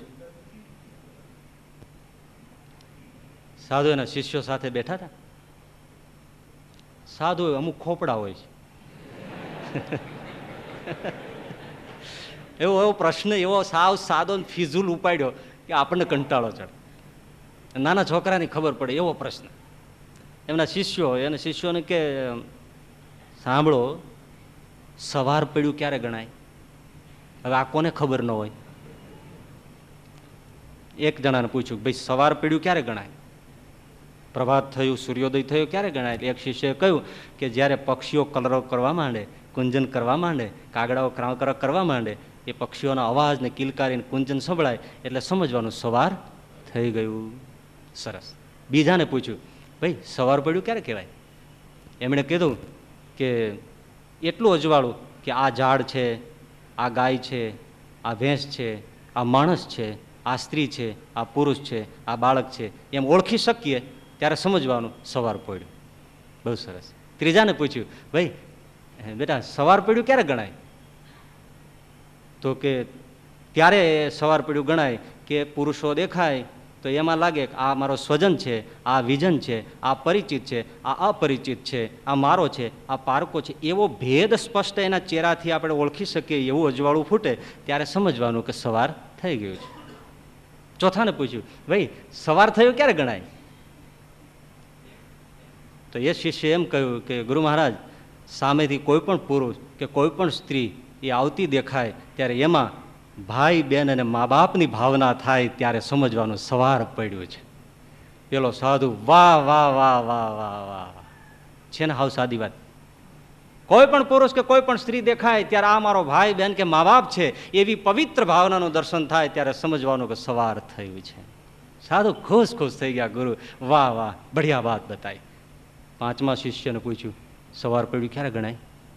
તો કે મહારાજ ક્ષમા કરજો, પણ જળ, ચેતન, વૃક્ષ, પશુ, પક્ષી, સ્ત્રી, પુરુષ જે કોઈ દેખાય એમાં મને મારો પ્રભુ દેખાય ત્યારે સવાર પડ્યું ગણાય. સાધુ ગુરુ ઊભા થઈ ગયા અને પેલાના બાથમાં ગાલીને ભેટી પડ્યા. આને બ્રહ્મ દર્શન કહેવાય છે. આ બ્રહ્મની ગાંઠ પડે સાથે સાત ગાંઠ ઢીલી. પગથિયું ઉતરીએ શું દેખાય?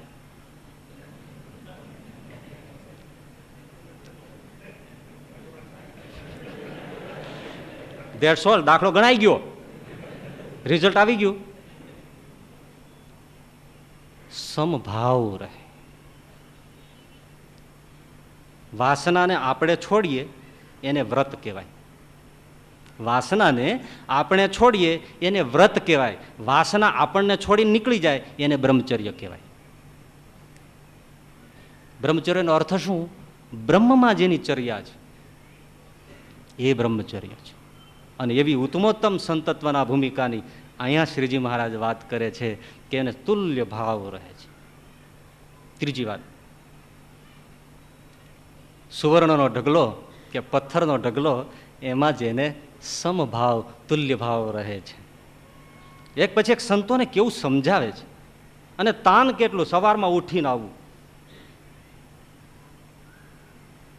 કે પથ્થરનો ઢગલો અને સુવર્ણનો ઢગલો એમાં સંતને સમબુદ્ધિ હોય એ ખરો સંત છે.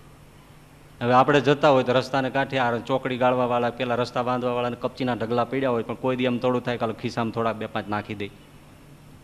પણ નાનકડો સોનાનો ઢગલો પીડ્યો હોય તો છોકરો નિશાળે મોડો આવ્યો ને એટલે સાહેબે પૂછ્યું કેમ એટલે મોડો આવ્યો? તો કે પેલા કાંતિ નહીં એનો રૂપિયો ખોવાઈ ગયો હતો ને એટલે. તો જેનો ખોવાઈ ગયો એ ગોત્યા કરે, તારે શું કામ મોડું આવવું છે? પણ એ રૂપિયો મારા પગ હેઠે હતો ને.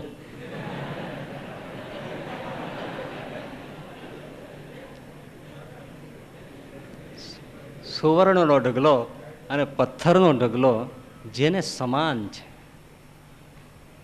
ભલે પડ્યું છે, પડ્યું ધૂળ, ધૂળ ઉપર ધૂળ શું? ધૂળ છે.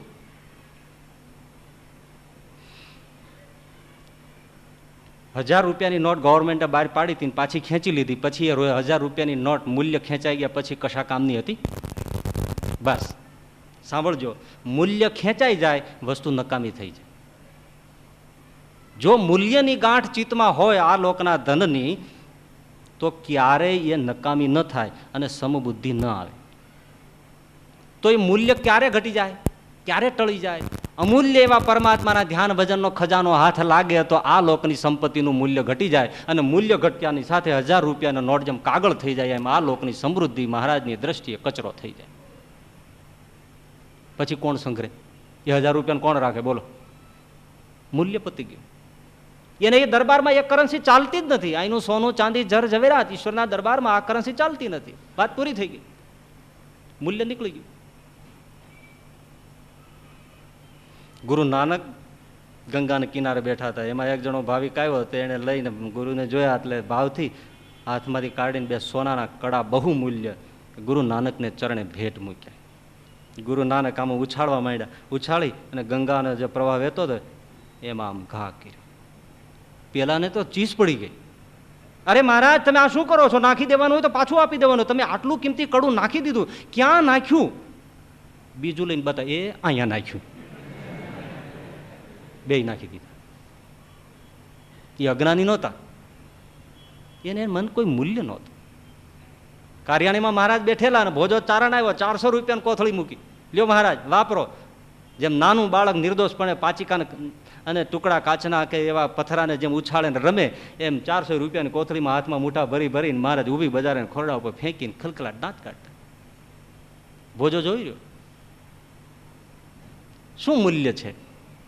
જેને પરમ ધનનો ચિંતામણીનો સ્વાદ લીધો એને આ ધનનું શું મૂલ્ય છે? નિષ્કુળાનંદ સ્વામી કે એક સરખી ઊંટ લાદ. હવે ઊંટની લાદ છે આ સૃષ્ટિ, પ્રકૃતિનું કાર્ય એક સરખું છે. હવે ઊંટની લાદ કરેલી પડેલી હોય તો આપણે કોઈ કાંઠે બેસીને થોડા જોઈએ છે કે આ સરસ છે, ગોળી, આ ગોળી સરસ છે, આ ગોળી નથી સરસ. જોવા કોઈ નથી બેસતા. તો એની દ્રષ્ટિ જ અહીંયા નથી. તો એ આ કયા દ્રવ્યોને ગણે, કયા દ્રવ્યને જોવે, કયા દ્રવ્યને તપાસે? એ ધનનો ચસ્કો આવે તો આ દ્રવ્યની ગ્રંથિ છૂટી જાય. પડ્યું હોય તો પડ્યું છે, એને મન એની કોઈ કિંમત નથી. વ્યવહારમાં હોય, સાંભળજો, ગ્રહસ્થ હોય કે ત્યાગી હોય, વ્યવહાર પૂરતો વ્યવહાર ચાલતો છે પણ આસક્તિ ન હોય. મતલબ એના ચિત્તમાં દ્રવ્યનું ભજન ન થાય, ભજન ભગવાનનું થાય. પણ જેના ચિત્તમાં દ્રવ્યનું મહાત્મય હોય તો એનું ભજન થાય, અને દ્રવ્યનું ભજન થાય ત્યારે પરમેશ્વરનું ભજન ન થાય. એક સાધુ બેઠેલા ગામમાં પધારેલા, તો પધરામણી થતી હોય ને એટલે લોકો આવીને પગે લાગ્યા. એટલે કોઈ ફળ મૂકે, કોઈ ફૂલ મૂકે, કોઈ વસ્ત્ર મૂકે, કોઈ ચોખાની મૂઠડી મૂકે, કોઈ ઘઉંની મૂઠડી મૂકે, જેની જેવી શ્રદ્ધા અને શક્તિ મૂકે. એમાં એક નગર શેઠના દીકરા આવ્યા તો એમણે 2 સુવર્ણ મોહાર મૂકી, સોના મોહર મૂકી. તો સાધુની તરત નજર ગઈ કે પેલા કેળા ફળ ફૂલ એ તો બધું મૂક્યું હોય તો એમાં થોડી નજર જાય કોઈ નહીં, પણ સુવર્ણ મુદ્રા મૂકી, સોના મોર મૂકી. એટલે સાધુને ધ્યાન ગયું, ઓહ બહુ સારું. હે ભાઈ, આ કોના દીકરા?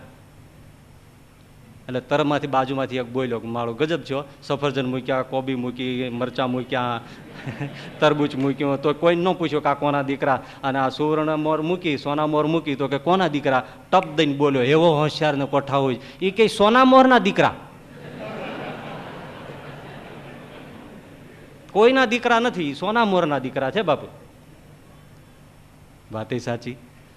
એમ એ ભગવાનનો દીકરો નથી જે સુવર્ણમાં નજર રાખીને, સંપત્તિમાં નજર રાખીને સતત કેલ્ક્યુલેશન, કોમર્શિયલ, તો એ સુવર્ણનો દીકરો છે, ભગવાનનો દીકરો નથી. એની પાછળ દોડતો ન હોય, એની પાછળ સંપત્તિ ભલે દોડે, એને કોણ ના પાડે? પોતે પાછળ દોડતો ન હોય. કઠણ છે. ગુણાતીતાનંદ સ્વામી કે સ્ત્રી ખોટી કરી શકાય પણ દ્રવ્યને ખોટું કરનારું ઓછું મળે, કારણ કે એના ઉપર વ્યવહાર છે. પણ છતાંય જેને સમબુદ્ધિ છે એમાં ક્યારેય એને મોહ અને આસક્તિ નથી, કારણ કે મહામૂલ્ય એવો પરમાત્માના ધ્યાન ભજનનો ખજાનો એનો સ્વાદ છે. આવા અનંત અનંત શુભ ગુણો, ધર્મ જ્ઞાન વૈરાગ્ય આદિ જેવા અનંત શુભ ગુણો જે યુક્ત છે એવા સંત એના હૃદયમાં ભગવાન મહારાજ કે હે સંતો સાંભળો, અખંડ નિવાસ કરીને રહે છે. અને એ આવા ગુણોએ યુક્ત સંત એ કેવો સમર્થ છે કે ભગવાનને પ્રતાપે એવા ઐશ્વર્ય પામે છે કે એના નેત્રમાં જોનારા ભગવાન છે, એના પગમાં ચાલનારા ભગવાન છે, એની સર્વે ઇન્દ્રિયોમાં ભગવાન છે. એટલે એવો સમર્થ છે કે આ પૂરા એ બ્રહ્માંડના જીવ પ્રાણી માત્રને ચાલવાની શક્તિ આપે એવો એ સમર્થ છે, જોવાની શક્તિ આપે એવો સમર્થ છે, સર્વે જીવ પ્રાણી માત્રના ઇન્દ્રિયોને પ્રકાશ કરે એવો એ સમર્થ સંત છે. એટલે 4 પ્રકારના જે કયા છે ને, વીજળી જેવા, મશાલ જેવા, દીવા જેવા અને વડવાના લગ્ની જેવા. આ વડવાના લગ્ની જેવો સંત છે, અનંત જીવનેતા, મહાસમર્થ. આ ખોખરા અમદાવાદમાં આપણા હરિભક્તો અને વેદાંતિઓ થોડા, અમદાવાદ નગરી ખરી ને એટલે આપણા હરિભક્તોને લોહી પીધે રાખે. બ્રહ્મ સત્ય હૈ, અદ્વૈત ही સત્ય હૈ, સર્વમ ખલવિદમ બ્રહ્મ, જગત મિથ્યા, બ્રહ્મ સત્ય. આ તમે શું લઈ માંડ્યા છો? અને બિચારા ભોળા ભક્તો બધા પ્રભુ ઉપાસના કરનારા, ક્યાં શાસ્ત્રો ભણનારા હોય, આજે તમે નથી ભણતા, ક્યાંથી ભણતા હોય તેથી. એટલે રોજની માથાકૂટ. એમાં ગુણાતીતાનંદ સ્વામીને વાત કરી કે સ્વામી આ ત્રાસ છે, રોજ માળા લઈ માંડે, બ્રહ્મ સત્ય ને આ બધું ખોટું ને આ બધું ખોટું, ને નવા થતા હોય એ ટળી જાય, ને અમે હોય તો અમને ઢીલા પાડી નાખે ને આ બધું. સ્વામી કે હાલો હું આવું. સંત કેવો જોજો. તે ત્યાં કોઈ એવું પ્રસિદ્ધ મંદિર હશે, તેમાં જઈને સ્વામી બેઠા, બોલાવો બધા. આવ્યા બધા વેદાંતિઓ, ધોતિયા બોતિયા કસકસાવીને બેઠા. અમે શું છે ભાઈ, જે કાંઈ નિખાલસ પણ ચર્ચા હોય તો કરો. તો કે એકમાત્ર બ્રહ્મ સત્ય છે. ब्रह्म ने आपको जाना है? ब्रह्म जानते हो आप? स्वामी के તમે જાણો છો? હા, અમે તો જાણીએ છીએ, બરાબર જાણીએ છીએ. એકમાત્ર બ્રહ્મ સત્ય છે ને બ્રહ્મ વિભુ છે, સર્વવ્યાપક છે, સર્વાધાર છે, નિર્વિકાર છે, નિષ્કલંક છે. ઠીક. સાધુ કે ગુણાતીતાન છે કે બરાબર તમે જાણો તો? હા. અને બ્રહ્મ સાથે બ્રહ્મરૂપ થવા, એક ही तत्व है और कुछ नहीं है, जीवो ब्रह्म विना पर. અચ્છા. સ્વામી કે તમે બ્રહ્મને જાણો છો, એક કામ કરો, તમારે બ્રહ્માનુભૂતિ છે ને? આ તો બિચારા ભક્તો ભોળા છે. હા હા હા, આ થાંભલામાં તો બ્રહ્મ હોય ને? તો હોય જ, તો એને હલાવો જઈ. શું હલાવે? સ્વામી કે હલાવો, બ્રહ્મ તો સર્વત્ર છે ને, બ્રહ્મ સર્વસમર્થ છે, હલાવો થાંભલો. મહારાજ એમ થાંભલો હલે નહીં. કે એક જણો બોલ્યો, તમે બ્રહ્મ છો? સ્વામી કે હું તો બ્રહ્મ છું. તો તમે હલાવી શકો? તો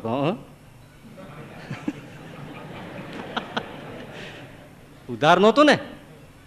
અને સ્વામીએ સંકલ્પ કર્યો, આખું મંદિર ભૂકંપ આવ્યો હોય એમ આખું ધધડ ધધડ ઓલા તો માર્યા, એ દિવ્યશંકર, એ શિવશંકર, એ દુર્ગાશંકર. સ્વામી કે શું થયું? બ્રહ્મ કાં મળ્યું? બ્રહ્માંડ ધ્રુજાવે એવા આ સંત. છત્રાસાના દરબાર રાતે સુતા હોય, જુનાગઢમાં ગુણાતીતાન સાહેબ ધ્યાન કરતા હોય, અહીંયા એને સ્વપ્ન આવ્યું, સ્વપ્નમાં જમ દેખાણા, જમ દેખાય ને હારું નહીં, અમુક લાઈનો ચાલુ થઈ જાય, ચોકઅપ હોય.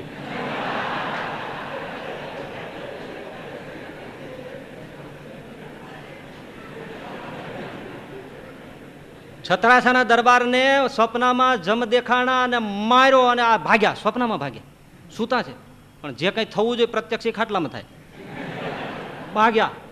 પ્રતાપસિંહ નામ, પણ પ્રતાપ કાંઈ હાથ ન રહ્યો. જે દેખાય મંદિર એમાં જઈને દોડે, જમ પાછળ આવે. જુનાગઢ પહોંચી ગયા દોડતા દોડતા સ્વપ્નમાં, એ તળેટીમાં બધા જે કાંઈ મંદિરો એમાં દોડ્યા, જમ પાછળ ને પાછળ, લાગ આવી જાય ફટકો મારી દે, ભાગે. દોડતા દોડતા દત્તાત્રેય સુધી ચડી ગયા, જમ પાછળ ઉતર્યા, ભાગ્યા. એમાં ક્યાંક એક મોટો દરવાજો દેખાણો, ને એક બેઠી દડીવાળા સાધુ દેખાણા, એની પાસે દોડવા ગયા. એ સાધુ કહે, એ જમ ભાગી ગયા, ઊંઘ ઉડી ગઈ. એલા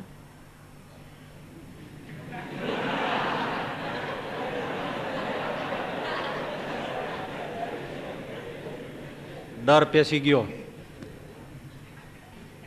નાય ધોઈ ઉપડી ગયા ગોતવા કે આવા કોણ સાધુ છે, કોણ સાધુ છે, કોણ સાધુ છે.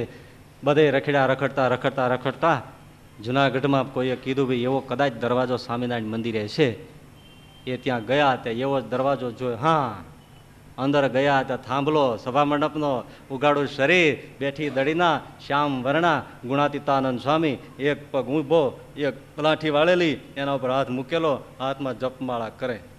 દોડ્યા, બસ આ હજી જેવા પગમાં પડતા જાય ત્યાં સ્વામી આંખ ખોલીને કહ્યું, દરબાર જમ કેવાક વહમાં.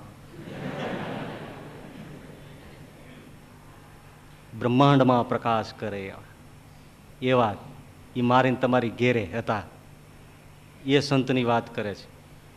છતાંય મહારાજ કે એ સંતની મોટાઈ નથી તો સમર્થ તકા ઝરણા. એક પછી એક તેના જે લક્ષણો બતાવ્યા છે ભાઈ, દિવસો સુધી બોલી શકાય એવું. શું વાત કરી, આવો સમર્થ, પણ છતાં એ તો ના, એ તો સમર્થ તકા ઝરણા કરે છે. નાનો છે, નમી જાય છે. નહીં તો સામર્થ્ય કેવું, ઈબ્રો ગોપાળાનંદ સ્વામીનું સામર્થ્ય કેવું, પણ એવું થાય હાથ જોડે. હે, એક લાલો પાર્ષદ પાછળ પડી ગયો તો હાથ જોડે, નહીં તો બ્રહ્માંડનો કૂચો કરી નાખે. એમાં લાલાનું ક્યાં ગોઈતું જડે કાંઈ, મરચું ડીટું કાંઈ, બોલો. તો એવા સંતો, એ કૃપાનંદ સ્વામી, વાત કહી દો ને ટૂંકમાં. હા, તો એ ફરતા ફરતા જૂના સાવર આવ્યા. દ્રષ્ટાંત તો જાણીતું છે. કૃપાનંદ સ્વામી વૃદ્ધ સંત, હારે ગુણાતીતાનંદ સ્વામી, બીજા 10-15 સંતો, મીઠા સાકરિયા નામનો ગરીભગત, એ સ્વામીને બાળી ગયા, લઈ ગયા પોતાના ઘરે. 2 દિવસથી સંતોના ઉપવાસ, ખાવા મળેલું નહીં. મીઠા સાકરિયા કીધું, મહારાજ અહીંયા રોકાઈ જાઓ, મંગાળા માંડો, ખીચડી પકાવો, જમી લ્યો, આરામ કરો, મારા ભાગ ક્યાંથી આવા. એટલે સંતોએ જોડિયું ટીંગાડી, મંગાળા માંડી, ખીચડી મૂકી. ગામમાં જાનકીદાસ બાપુ દરબારગઢમાં ઉગા ખુમાણ પાસે ગયા. બાપુ બાપુ હા ભીરું, તો કે ના, શું થયું? ગામમાં પાપ પેઠું, પાપ. કયું પાપ? પેલો સ્વામિનારાયણનો તરકટ, મુંડિયા આવ્યા ગામમાં. હવે ગામ બગડશે, સાંભળો. તમે ગામધણી દરબાર છો, ગામનું શું તમે ધ્યાન રાખો? આવી કોમ ગામમાં ઘરી જાય અને પછી ગામના માણસોને બધાને બગાડે. આ ખવાય નહીં, આ તે ન ખવાય, આ ન પીવાય, ના પીવાય નહીં, આ કુચકોટ, કોઈને માને નહીં, કોઈને નમે નહીં. દરબાર કે એવું થયું, એલા હાલો, લાકડીઓ લઈને સાધુ બધા જે મંગાળા માંડે ખીચડી મૂકે. એ મારો ધક્કા, મારો મારો, એલા મુંડિયા વાંય કોને પૂછીને આવ્યા છો? ગામધણી દરબાર હું છું, ભાગો ભાગો. સાધુએ હાથમાં જોડી લઈ લીધી. 2-3 જણા વળગી ગયા, માટલા તોડી નાખ્યા, ખીચડીને બધું ઢોળી નાખ્યું, ખેદાન મેદાન કર્યું. સાધુને મીંડા મારવા, કોઈને ગળદા, કોઈને પાટું, કોઈને લાકડી, કોઈને ધુંબા, અને બજારમાં થઈ ગયેલો કાદવ કીચડ લઈને ગોળા વાળીને મારે ગુણાતીતાનંદ ને કૃપાનંદ સ્વામી. હા, સાધુઓ ભૂખ્યા, મીઠો સાકરીઓ ખોબે ખોબે રોવે. એ બાપુ આને ખીચડી ખાઈ લેવા દો, 2 દીના ભૂખ્યા, મારા સાધુ છે, ગામમાંથી વ્યાજા નહીં રોકાય, ના કાઢ ભાગ, મારો મારો. ગામની પાદર કાઢી મૂક્યા. સાધુ હાલતા થઈ ગયા. સ્વામિનારાયણ સ્વામિનારાયણ કરતા હોય. ખૂંજા તો ધરતી ખમે ને વાઢી ખમે વનરાય, ખૂંજા તો ધરતી ખમે ને વાઢી ખમે વનરાય, એમ કવેણ વેણ સંત ખમે જેમ સાગર નીર સમાય. એ કોઈક નિંદત કોક વંદત, કોક દેત હૈ ભારી ભુભૂક્ષણ, કોક આય લગાવત ચંદન, કોક ડારત હૈ ધૂરી તતક્ષણ. कोई कहे यह दिसत मूर्ख, कोई कहे यह भारी विचक्षण, सुंदर काहू से रागन द्वेषण, ये सब जानहु साधु के लक्षण, साधु ये सब जानहु साधु के लक्षण. हाल्या ગયા ભજન કરતા. પાછળ 2-5 સજ્જનો મીઠો સાકરીઓ પોષ બોરી ભરીને રડે. તલ બાજરા જેવું ઝાડું આવ્યું તો ન્યાય ગોદરી જેવું પાથરી, ચાદર જેવું પાથરીને સંતોને બેસાડ્યા. એ હરિભક્તો ખોબે ખોબે રડે હો. ગુણાતીતાનંદ સ્વામી કે અલા શાંત રહો, અમને કંઈ નથી, મહારાજ રાખે એમ રહેવાનું, એમાં શું માન અપમાન તો આપણે પ્રસાદી છે, આપણને શું તકલીફ છે? અરે સ્વામી આ પાપીઓ છે, એના ગામમાં રહેવું અમારે પાપ છે સ્વામી, આ વાંજીઓ છે, આવા પાપે એને દીકરોય થતો નથી. સ્વામી કે હે? કૃપાનંદ સ્વામી વ્રત એમને કીધું, સ્વામી આપણે મહારાજની અડધી આજ્ઞા તો પાળી, પણ અડધી બાકી છે. એટલે દુષ્ટજન મારપીટ કરે, તાડન કરે, ગાળ આપે તો એ સહન કરવું, સહન તો કર્યું, પણ બીજું અડધું લખ્યું છે કે એનું હિત થાય એવું ચિંતન કરવું. આપણે ચિંતન એનું હિત થાય એવું નથી કર્યું, એટલે અડધી આજ્ઞા પાળી, અડધી બાકી છે. તો આપણે સ્વામી એવો સંકલ્પ ન કરીએ કે એને ત્યાં ભગવાન એવો દીકરો આપે કે સાધુડાની જોડિયા એના દરબાર ગઢમાં જ ટીંગાય. કરો સાધુઓ મહારાજનું ધ્યાન ભરી અને માળા જપ કરો, આંખમાં આંસુ સાથે. એ 15 સંતો એમ સ્તુતિ કરી હાલ્યા ગયા તલ બાવળિયા હેઠેથી સંતો. 12 13 વર્ષના વાણા વયા ગયા. ફરીથી ગુણાતીતાનંદ સ્વામી વડતાલના સમયે નીકળે, થોડા હરિભક્તો થોડાક સાથે શેત્રુંજીના પટમાંથી હાલ્યા જાય. 8 10 15 છોકરા રમે. એમાં એક છોકરો આવીને સાધુને જોઈ ગયો, દોડીને પગે લાગ્યો, પ્રણામ કર્યા. મહારાજ આમ ક્યાં જાઓ છો? અમારા ગામમાં હાલો ને. પગે લાગ્યા ને ગુણાતીતાનંદ સ્વામી માથે હાથ મૂકીને કે ઓ બહુ સંસ્કારી છો. શું નામ? મારું નામ જીવણો ખુમાણ. હા, બહુ સારું નામ છે, ખૂબ જીવો ભાઈ, પણ ગામમાં નહીં અવાય. કાં? અમને મનાઈ છે. કોની મનાઈ છે? તમારા બાપુનું નામ શું? મારા બાપુનું નામ ઉગા ખુમાણ.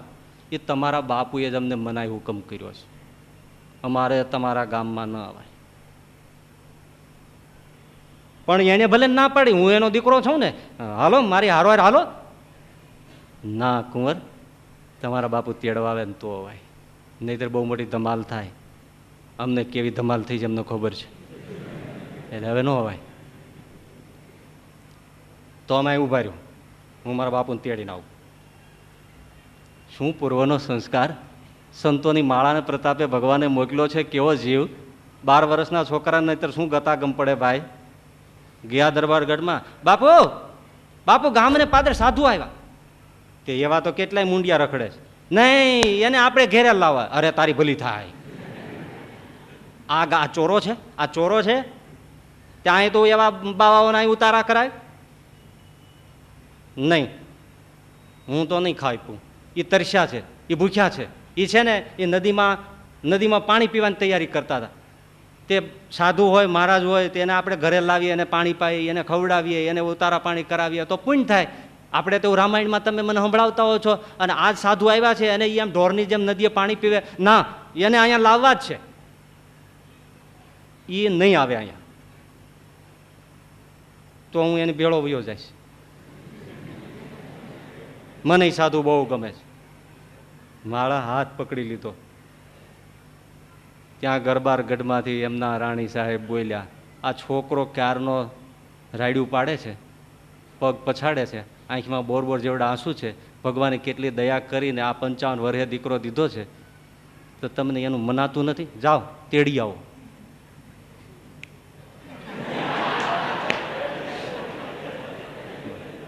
અને આ ઠેક બહુ જૂનેથી છે, બહુ જૂનું છે. હા, એ રાત્રે વહેલી સવારે રાવણ સીતાજીને મારવા દોડ્યો હતો કે તું મારું વચન માનતી નથી, તું મને કઠોર વચન કહે છે, એમ કહીને ચંદ્રહાસ નામની જેવી તલવાર ખેંચી એટલે મંદોદરે તરત હાથ પકડી લીધો, મ્યાનમાં મૂકી દો. એ જ ક્ષણે રામાયણ બોલે છે કે રાવણે તલવાર મ્યાન કરી દીધી. એટલે પહેલેથી આવું કયું કરતા આવે છે. આ બહુ નવું નથી, જૂનું છે આ બધું. ગયા સાધુને આમ જોયા ત્યાં તો ખબર પડી કે આ 12 13 વર્ષ પહેલા જેને ધક્કા મારીને કાઢ્યા હતા એ જ છે. હા હા હા હા. શરમાતા શરમાતા આવ્યા, પણ હવે 2 બાજુના દબાણ હતા. પગમાં માંડમાં નહીમાં, મુખમાં શેરડા પડ્યા. સ્વામી એને ઓળખ્યા, આમણે સ્વામીને ઓળખ્યા, પણ સ્વામી તો મનમાં જઈ ભાવ લાવવા દે નહીં. ઉગા ખુમાણને શાય રેલાણી એવું થઈ ગયું. પણ ગુણાતીતાન સ્વામી કે દરબાર ગામધણી છો? જાણે કાંઈ બન્યું જ નથી. તો કે હા હા, ગામ ધણી દરબાર છું. આ મારો કુંવર છે, હઠ કરી છે. હવે એને મનાવવા ખાતર, એનું મન રાજી રાખવા કોઈ વાતે તમે અમારે ઘેર પધારો, ભોજન પાણી લ્યો, થોડી વિશ્રાંતિ કરો, કોઈ વાતે દીકરાનું વેન ભાંગો. સંતો કે એટલી જ રાહ જોતા હતા. આવ્યા દરબારગઢમાં, ફરીથી મંગાળા મંડાણા, ઓસરીઓ સાફ થઈ, ગોદડા નખાણા, ચાકડા નખાણા, સાધુએ ભોજનપાન કર્યા અને બેઠા સભા મંડપ જેવું કરીને. સામે 5 પછી મીઠા સાકરિયા બોલાઈ આવ્યા. સામે દરબાર બેઠા, દરબારની પાછે આ જીવણા ખુમાણ બેઠા. સ્વામી એક પછી એક, ભાઈ મનુષ્યનો દેહ દુર્લભ છે, લખ 84માં ભટકતા ભટકતા ક્યારે મળ્યો? દરિયાનું જેટલું પાણી એટલું માતાનું ધાવણ ધાવ્યા, એટલું આ જીવ ભટક્યો છે. આજ મનુષ્યનો દેહ મળ્યો ને આજે જો ભગવાન નહીં ભજીએ તો ક્યાં જાશું? એક પછી એક વાત કરે. શાયડીની જેમ ઉતરે તો ખરું. એમાં ઉગા ખુમાર, જીવણા ખુમાણ, એને એક સાધુ આમ બોલાવીને કીધું, તમે શું સ્વામી સામે જોઈ રહ્યા છો? તો કે મને આ સ્વામી બહુ ગમે છે. તો એને હાથે કંઠી પહેરો. જો આવી કંઠી આ પહેરીએ ને એટલે આપણે ભગવાનના સીધો સ્વામીના ખોળામાં માથું મૂક્યું, સ્વામી મને કંઠી પહેરાવો. બોલે ઉગા ખુમાણ કે આ તો ભારે થઈ, અડધો બાવત થવા બેઠો કે. પણ દીકરા આગળ શું હાલે? લાડકો હતો, એકનો એક હતો, હાથ ખોટનો હતો. હા, કંઠી પહેરાવી, વર્તમાન આપ્યા, એવા મલકાણા, શાંતિ થઈ ગયો. બાપુ પાસે હજી પગે લાગવા જાય, એ પેલા સંતોને એક એકને પગે લાગે ને, ત્યાં છેડે બેઠા હોય ને સાધુ એને કાનમાં કીધું, તમારા બાપુને જ પહેરાવો. જીવણા ખુમાણ કે ઈ સાચું હો સ્વામી. હા, આવે ને હાથ પકડ્યો, બાપુ બાપુ તમે હાલો, તમે કંઠી પહેરો. હવે રેવા દે, તું એક ભગત જો ને બહુ સારી વાત છે, બસ આપણે આવી ગયું. મેં તો મારા જૂના ગુરુ છે એ બસ જાનકીદાસ મહારાજ મારા માટે બરાબર છે. આ બધી હવે બસ બરાબર છે. ના ના હાલો, નહીં નથી આવું ને, હાલો તમે. જરા રોણું આવ્યું અને હાથ બદલ્યો એટલે રાણીબા સાહેબ દરબાર હા આગળી ઢીલી પડી ગઈ. ઉગા નહીં, હાથી જેવું શરીર ઢીલું પડી ગયું.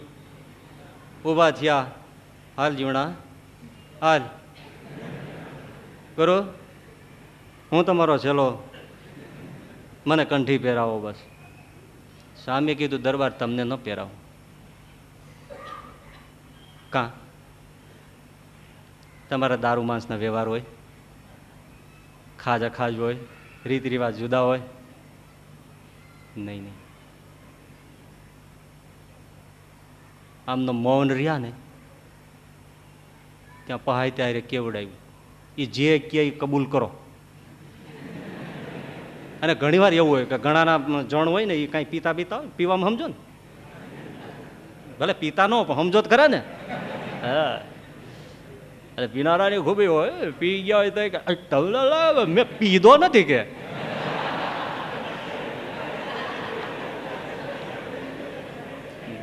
નહીં તો પીને બેઠો હોય. બોલો, દરબારે કીધું કે સ્વામી જે નિયમ હશે એ પાળીશ, આજ મારા હાથની વાત નથી. તમે તો કબજો જ જમાવ્યો છે બાપ. લ્યો કંઠી પહેરાવો. કંઠી પહેરાવી, વર્તમાન ધારણ કર્યા. ઉગા ખુમાણ સત્સંગી થયા, જીવણા ખુમાણ સત્સંગી થયા. ગામમાં સત્સંગ થયો. ખીલીએથી જોડિયું ઉતારી, ખભે ટીગાડી ગામથી બહાર નીકળ્યા. હારે મીઠો સાકર્યો, બીજા 5 હરિભક્તો ગામના ગોંદરે સુધી દરબાર વળાવવા આવ્યા. દરબાર પાછા વળી ગયા. પાછું ઓલું તલ બાવળિયું આવ્યું. સ્વામી ક્યાંય બેહવું જ, બેઠા. મીઠા હા કર્યાને કીધું, મીઠા યાદ આવે છે કાંઈ? તો કે સ્વામી 12 વર્ષ પહેલાં અહીંયા આપણે બેઠા હતા ત્યારે અમે પોકે પોકે રોયા હતા. હા, પણ ત્યારે અમે પ્રાર્થના કરી હતી કે ભગવાન એને એવો દીકરો આપે કે આ સાધુડાની જોડીઓ એના જ દરબાર ગંઢમાં ટીંગાય. આજ એ ભગવાને દીકરો મોકલો, એ જીવણો ખુમાણ છે. મીઠા એ જીવણો ખુમાર છે. આ એ સત્સંગ થયો છે. આજે ભગવાને આપણી પણ રાખી છે, પ્રતિજ્ઞા રાખી છે. ફરીથી મીઠા સાકરીઓ રડવા માંડ્યા. સ્વામી કે હવે હોય નું દક્ષ મહારાજ, મને તો આજ આનંદના આંસુ છે. તે વખતે પીડાના હતા, આજ મને આનંદના આંસુ છે. અમારા ગામમાં સત્સંગ થયો, એ ગામમાં એ જીવણા ખુમાણે મંદિર કર્યું. આજે પણ મંદિર છે. ભયો ભયો થયો. આવા સમર્થ સંત છતાંય સમર્થ થકા ઝરણા કરે, એ અમારા સંતની મહારાજ કે મોટાઈ છે. બાકી ફૂંક મારે અને પથરાનો વરસાદ કરે, ફૂંક મારે ને આગીઓ વરસાવે, ફૂંક મારે ને વડલા જેવું ઘેઘોર વૃક્ષ હૂકવી દે, ચોટડું કે ચોટાડી દે, ચકલી બનાવી દઉં, કબૂતર બનાવી દઉં. આવું કરી કરીને લોકને બીવનારા હોય, બીવનાવનારા. તો મહારાજ કે એ તો માયાના જીવ છે, પણ ભગવાનના જીવ નથી. મરીને યમપુરીના અધિકારી છે. પણ આવા જે સંત છે એ અમારા ખરા સંત છે, કે જે સમર્થ છે છતાં વિનમ્ર છે. પોતે નમે છે, બીજાને નમાવતા નથી, પોતે દાસતા કરે છે, બીજાની પાસે દાસતા કરાવતા નથી. એ સમર્થ હોવા છતાં પણ આવા શૂન્ય ભાવે વર્તે છે, એ મારો ખરો સંત છે. એને અમારે ખંડ સંબંધ છે. એ એવો સમર્થ છે, એમ અમારા સામર્થ્યથી એ મહાન થયો છે. આવો પરમ સંત છે. બાકી આ સ્ત્રી તો અતિશય રૂપાળી છે, આ મેળી બહુ સરસ છે, આ વસ્ત્ર તો ઘણું સારું છે, આ તુંબડી બહુ સારી છે, આ પાત્ર તો ઘણું સારું છે. મહારાજ કે એવી રીતના તો ગૃહસ્થ અને ભેખદારી સર્વે તુચ્છ બુદ્ધિવાળા છે. જેમ બાળક નાનું હોય, ઢીંગલા ઢીંગલી, એને મહત લાગે, મોટા લાગે, પણ એનું બાળક મોટું થાય ત્યારે એને એ બધું છૂટી જાય. એમ હજી તુચ્છ બુદ્ધિ હોય, કૂવાનો દેડકો મહાસાગરનું માપ ન કાઢી શકે. તુચ્છ બુદ્ધિ તુચ્છ વીણે, મહત બુદ્ધિ છે એ મહતને ચૂણે, એને પસંદ કરે. તો તુચ્છ બુદ્ધિવાળા છે એ આવા છે, મહત બુદ્ધિવાળા એ આવા સંત છે. તો કોઈને થાય કે ભાઈ આપણી એવી બુદ્ધિ બહુ થઈ નથી, તો આપણું કલ્યાણ થાય કે ન થાય? મહારાજ કે કલ્યાણ તો થાય, પામર જેવાનું થાય, પણ મોરે કહી એવી સંતતા એ એમાં ક્યારેય આવતી નથી. એટલે જાણી રાખવાનું શું છે કે કલ્યાણ કરે, પરંતુ આવા ગુણ ન આવે ત્યાં સુધી અક્ષરાધીશનું સુખ આવતું નથી. એ ગમે ત્યાં ખોટ કાઢવા જવું પડે. એટલે આ જન્મે જેટલું ટળે એટલું ટાળવું તો પડે. બાકી એવું નથી, એમાં વચન આપ્યું છે કે ભાઈ કલ્યાણ તો પામર જેવાનું થાય, તો હવે આટલી બધી માથાકૂટ કરવાની કશી જરૂર નથી. અક્ષરધામને ઘૂસી જ જવાના છે ને, તો પછી હેરાન થવાની કશી જરૂર નથી. એમ એ કશી જરૂર નથી. એવું ના હાલે. એ ગમે તે જન્મે પૂરું કરવું પડે ને કરવું પડે. ત્યાં સુધી અક્ષરધામમાં ભગવાનના સામીપ્યમાં રહી શકાતું નથી. ખોટ ભાંગવા જવું પડે, અને કાં ખોટ ભાંગવા અહીંયા આવવું પડે. તો એક જન્મ લીધો, એમાં 30-40 વર્ષ થયા, એમાં કોઈ દી સુખના દાડા મેં તો નથી જોયા. આ હોળી, આ ધંભાળી, હવે બીજી વાર જાવું ને આ રહેવા દે. હે મહારાજ, કેમ કેટલી ઉપાધિ છે? અમારા કરતાં તમને કાંઈ ઓછા બૈરા છોકરાએ બધા હેરાન કર્યા છે. કુટુંબીઓ આ તે બધું કેવું છે, કેટલી સલામો ભરાવી છે. તે ભલા માણા ગાંઠવાળોને હવ એવા સાધના કરીને હવ વેળા બાવડા પકડીને અક્ષરધામમાં વયા જાય. આ હું પણ આમાં લઈ લેવાનું છે લાડવો, આમાં હું ખાટી લેવાનું છે. થોડું જોર મારો, થોડી ગાંઠવાળો, થોડું સાંભળ્યું છે કે આ મારો ભગવાન સ્વામિનારાયણ મળ્યા એનું જ કર્યું થાય છે. અને આ સર્વે છે એ ગ્રંથિઓ મને નડે છે, થાય એટલી ગ્રંથિઓ મારે તોડવી છે. અને શુદ્ધ થઈને સંતત્વ પ્રાપ્ત કરીને ગુણાતીતાનંદ સ્વામી કે સાધુ થયા વગર છૂટકો નથી. તો સાધુ થઈએ, સંત થઈએ, અને એવા થઈને ચોખ્ખા થઈને મહારાજનું મૂર્તિનું સુખ લઈએ. એવા સંતત્વના ગુણનું નિરૂપણ કરતું ઉત્તમોત્તમ આ વચનામૃત છે, જે આપણે અહીંયા પૂર્ણ કરીએ. સહજાનંદ સ્વામી મહારાજ.